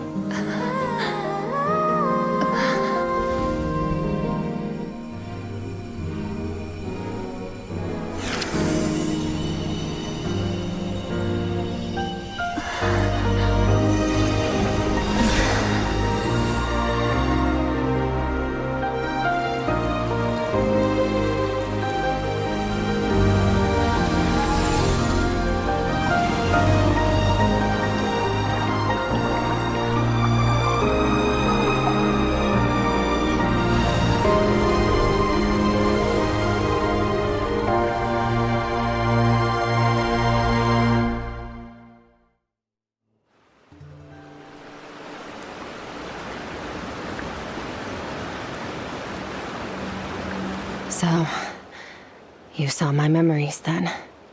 I once asked my master if survival of the strongest was the law of the universe. He said no. But in a world without order, those with no moral boundaries tend to be the ones who survive. That's why, after hearing his answer, an idea came to mind. An idea that, one day, I would create a new world order. One in which there would never be another tragedy like that fire. One in which power was not the law of the land. But that means I must defeat him. Because my master, Sertologi, is, at the core, a defier of all rules and order. Yes, and not just because of the gap in our abilities, but also because I have no reason to see him as an enemy. Although his decision to train me was not made out of kindness, he did everything a master should. He saved my life, taught me the sword and the principles of strength. And for that, I respect him. I know, and it's not something I want. but Master never goes back on his word. I have to treat everything he says as a promise. He's no longer into that, but he sends me messages through the abyss every now and then. Most of them are simple greetings, or an answer to one of my questions. Every time I hear from him, my heart skips a beat. And I wonder if this is the moment where he'll finally appear before me and tear down everything I've built to pieces. Maybe that means I do live in eternal fear, just like he said. Yes, I respect him, but I'm also afraid of him. And for that reason, the pursuit of strength consumes every moment of my life. I don't know what Master has planned, but I have to be ready. Help me? Why? This isn't your fight.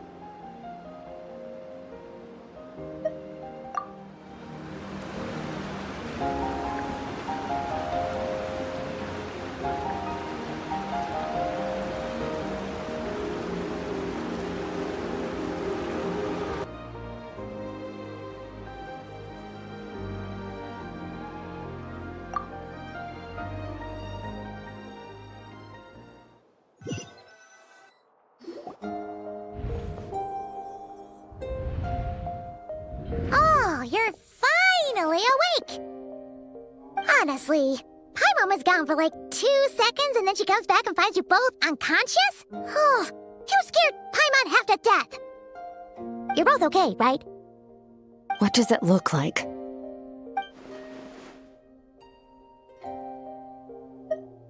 Only water from the source can cleanse the rot and filth that flows from the past into the future. I taught you to incorporate the experiences from your journey into how you fight. I suppose what happened today will become an inseparable part of who I am. Okay, so Paimon feels like she's missing some important context. But whatever. Paimon brought back tons of delicious snacks! Let's dig in!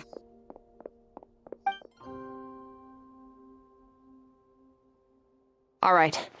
It's about time we finished what we started. We're gonna deal with this thief for good, right? This time, I'm not going to tell you to hold back. But having digested even more power in the meantime, he's going to be tougher than before.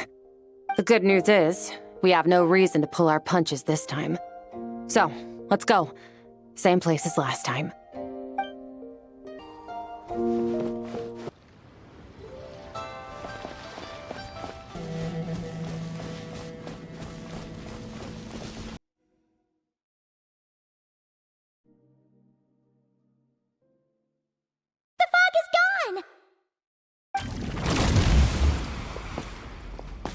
Wait, isn't that the form the all-devouring narwhal changed into? How come he knows that, too? Really? So, you're telling Paimon that giant whale and this guy can both turn into the fowl? How does that work? It's a subconscious instinct. Any intelligent being who longs for his level of strength is bound to mimic his appearance. It's a natural response after encountering someone as powerful as Master. To them, he represents ultimate power. We know the person before us has encountered Master, and we know he stole a portion of my power. So it's not surprising that he would assume this form. Okay. Oh, the closer Paimon looks, the more intimidating it gets. Nervalette isn't here this time, so it's up to us. He won't have the nerve to steal again after we're done with him. Let's teach this guy a lesson.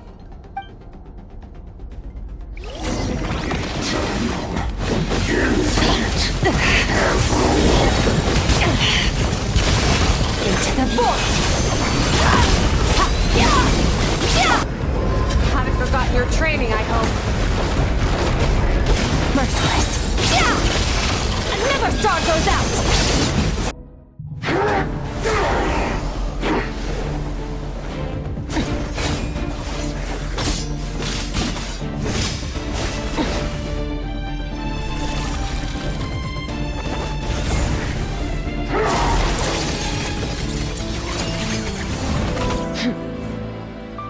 haven't had enough of my power.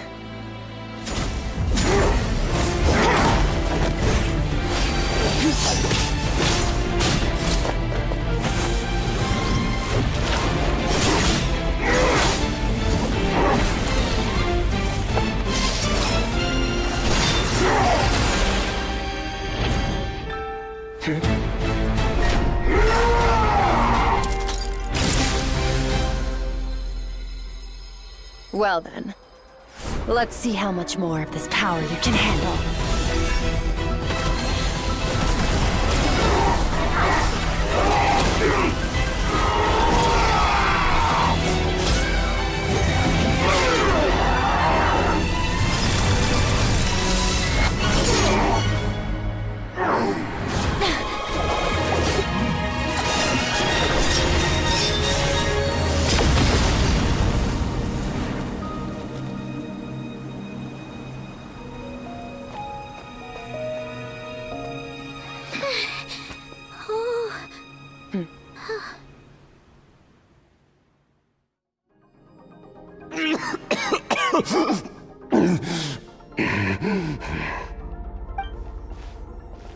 Well, have you come to your senses?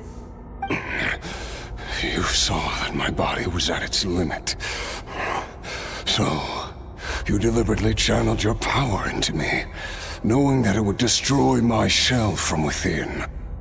Such power, such keen battle instincts. So you must be... Skirk, Sertologi's disciple. How long has it been? How long has he been away from Tevat? Hundreds of years. Hundreds? Sorry, it's a lot to take in. I should introduce myself. I am Skofnungar, a friend of your master and one of his followers. This is the first time I've heard your name, Skirk. But hundreds of years ago, I knew you existed. And I knew you would come here. Hundreds of years ago? Sounds like you and Master have quite the history. Care to tell us about it? Of course. Might as well take advantage of a clear head while I can. The story starts a long, long time ago. I was born into a noble family in Conria. As the eldest son, I was set to inherit our title. But I contracted an incurable illness as a child, and everyone gave up on me. I trained the sword harder than anyone else, defeated all of my peers. But it was all in vain.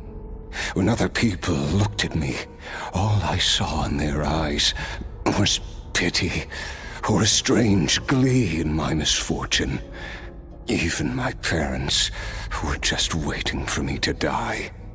Over time, my heart hardened, and I became aimless.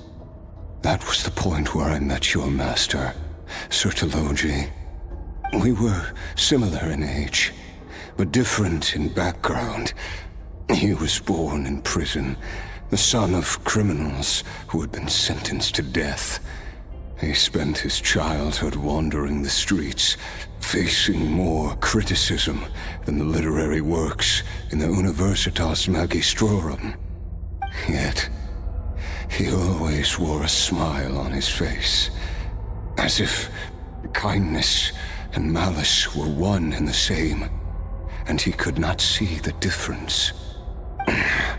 I still remember what he said to me when we first met. You need to fight to survive. Even if it's a losing battle, it should light a fire under you. How can you sit back like this and go down without a fight? That does sound like something he would say. He was the first to acknowledge that I was worth something, and he inspired me to keep going. When we sparred together, it was the first time I actually felt the thrill of combat. When I was 10, he stole forbidden research materials and managed to cure my illness. It was like there was nothing in this world he couldn't accomplish. When it came to the human form, he was always intent on pushing the boundaries of possibility. But somewhere along the way, I fell behind. My talents were nothing compared to his, and at some point, I realized he had pulled so far ahead, I was too embarrassed to even ask him to spar. After his grand endeavor was successful, he sought me out and said to me, "This planet no longer holds anything of interest to me, so I'm leaving. But first, I have an offer. I can use a power I have just refined to break the curse of immortality for you. Your death was once what we worked so hard to prevent. But the immortality you now face is a different kind of pain altogether." I'll pass. Immortality doesn't sound so bad to me. Since I can't die, it means I have an infinite amount of time to get stronger. Maybe I'll finally catch up to you one day, and we can spar like we used to. Are you sure? I cannot say when I will return. Your body, or rather, your soul, might not be able to withstand this curse. All I can do is try. After all, a wise man once told me, people need to fight for their own survival. Wise indeed. Nevertheless, if you grow weary of the pain of immortality, and wish to experience a good sparring match before you wither away, seek out my disciple. Disciple? Never thought I'd hear that word coming from you. Nor I. But Vedifenir said I was destined to find a disciple out there in the universe, and bring her to Tibet. You know as well as I, Vedifenir's prophecies are never wrong. Huh. Well, now I'm curious about who this disciple of yours will be. All Vedifenir said was that one day, the stars shall bow in her honor. Sounds pretty impressive. Of course. Only the most outstanding people would have the right to become my disciple. Still self-assured as ever, I see. But you're not wrong. I'll be leaving then. Oh, and if you were serious about getting stronger, I left you a little gift in the primordial sea. As I've said before, walk whatever path you want. Freedom means even the wicked get to make their own choices. Waiting for me in the primordial sea was the all-devouring narwhal, already beaten into submission by Sertologi. In its weakened state, I was able to cut off part of its flesh and sew it into my own heart. Your heart? That sounds like torture! How did you even survive that? Because, of course, I bear the curse of immortality. So, you used the curse to turn yourself into a vessel for power. Even with that whale's ability, devouring power like that is not something the human body can withstand. With your body and soul constantly at the breaking point, it was the curse of immortality that sustained you. But that is not the path to strength. You have to pour your heart into it, work for it, dream of it. Instead, you stole something that didn't belong to you, and it backfired. You're right.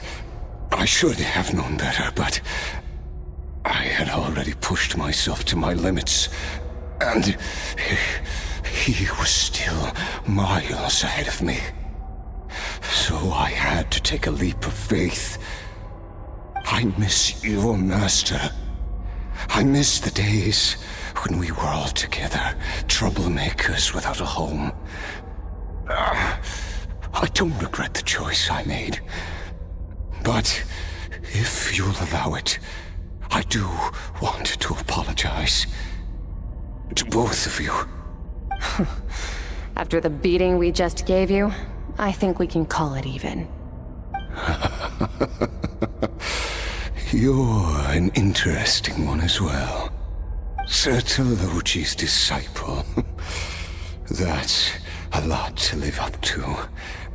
It can't have been an easy experience. I know what he's like.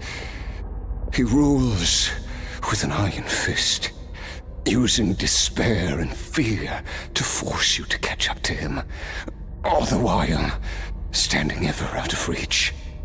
We're like mountain climbers in the dark, never knowing how much higher we have to climb, or when we will see the sun again. True. But I made up my mind long ago. No matter how dark it gets, I will not give in to despair. I will overcome it. Besides, after hearing your story, I suspect what Master really wants is not a battle that demands his full strength, but rather a defeat without regrets. Oh? Since you're his friend, you must have some things in common. The first time we came here, when you stabbed me through the fog and stole my power, I felt no emotion coming from that spike. But when you had to devote all your strength fighting me just now, I could feel joy and passion emanating from your blade. It was the joy of a researcher discovering the truth of the world, the joy of an artist uncovering a temple of wonders. Interesting. I'm certain I didn't express those emotions outright. Yet you were able to read them from my blade, like a glimpse into my inner world. You're right. That battle brought me an unbridled sense of joy, and my defeat brings me no regret whatsoever. Exactly. I think Master also craves a battle like that. One where his opponent forces him to use all his strength, unlock the extent of his potential, and transcend his own limits. A battle to end all battles. After which, all can come to an end, including, perhaps, his life. For that very reason, good and evil are meaningless to him. He has one purpose, one goal: to complete himself. It's one of the secrets to his strength. Perhaps you're right. Perhaps that is his goal. What a battle that would be. Oh, to witness such a... Are you okay? Too many different kinds of power are surging through my body. The curse of immortality allows it all to coexist, but it does not remove the pain. I won't be able to hold on to my sanity for much longer. What a shame. I would have loved to witness that battle. Sertologi once offered to free me from this curse. Now, I must ask that of you, Skirk. Can you release me from the pain? I can, but not through death, if that's what you were hoping for. It's not a suitable punishment for your crime. As an alternative, I can take your consciousness, along with all the power you've consumed, and smash it to pieces. The impurities will dissipate, and under the curse of immortality, your mind and body will regenerate. When that process is complete, you will be back to who you were before, no longer tortured by powers you can't control. But it will be a time-consuming and painful process. The decision is yours to make. I accept. And who knows? Perhaps I'll wake up in time to witness your great battle with Sertologi. I have faith that you'll be able to stand against him one day. Though I know it'll be a long and arduous road. If we are climbers in the dark, it appears the dawn has finally broken for me. But your ascent continues. At least, it looks like you are not alone on your journey. I will reach the top of this mountain, no matter what it takes. And you, Skofnunger, will be my witness at the end of all things. That's finally over. Let's get out of here. Huh! At least we don't have to make a mad dash for the exit like last time.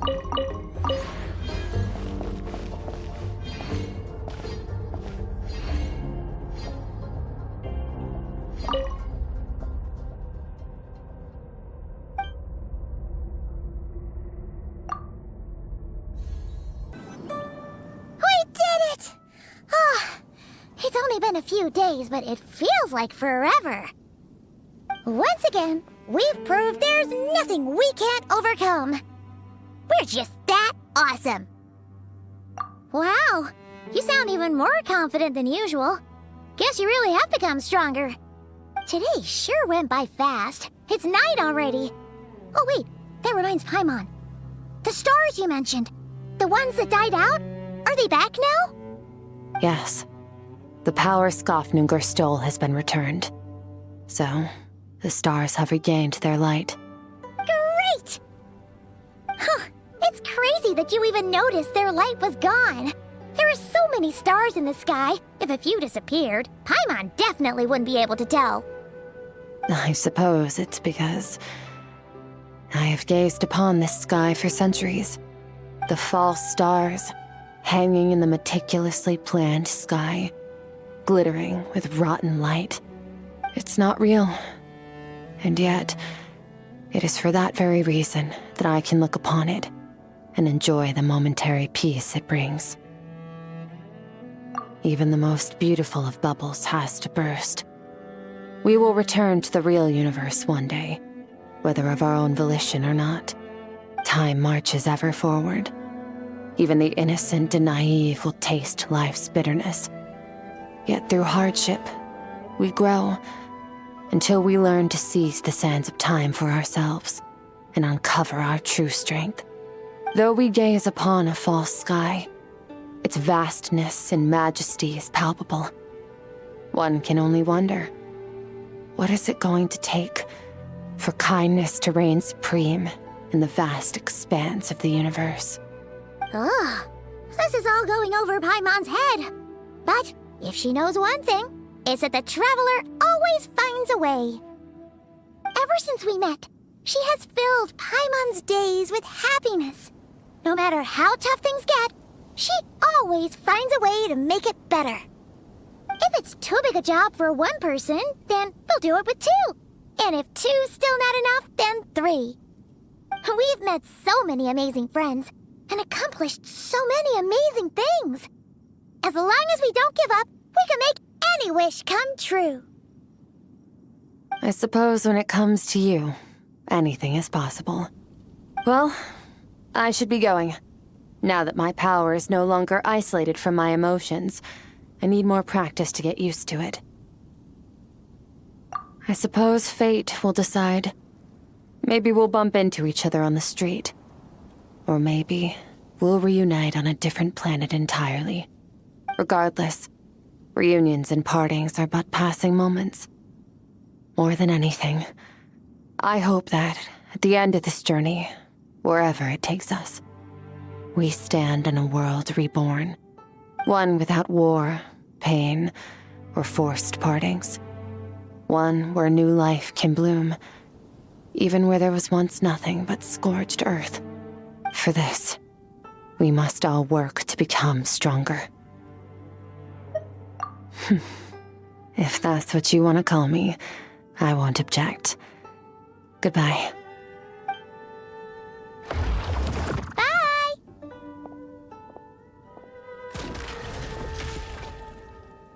Is it just Paimon, or is she being nicer than before? We definitely count as friends after all that, don't you think? Hey, what do you think about camping here tonight? There's nothing quite like sleeping under the stars. Come tomorrow, we can continue our journey. Oh, and since Paimon treated you to that super nice meal at Wanmin Restaurant, it's about time you returned the favor.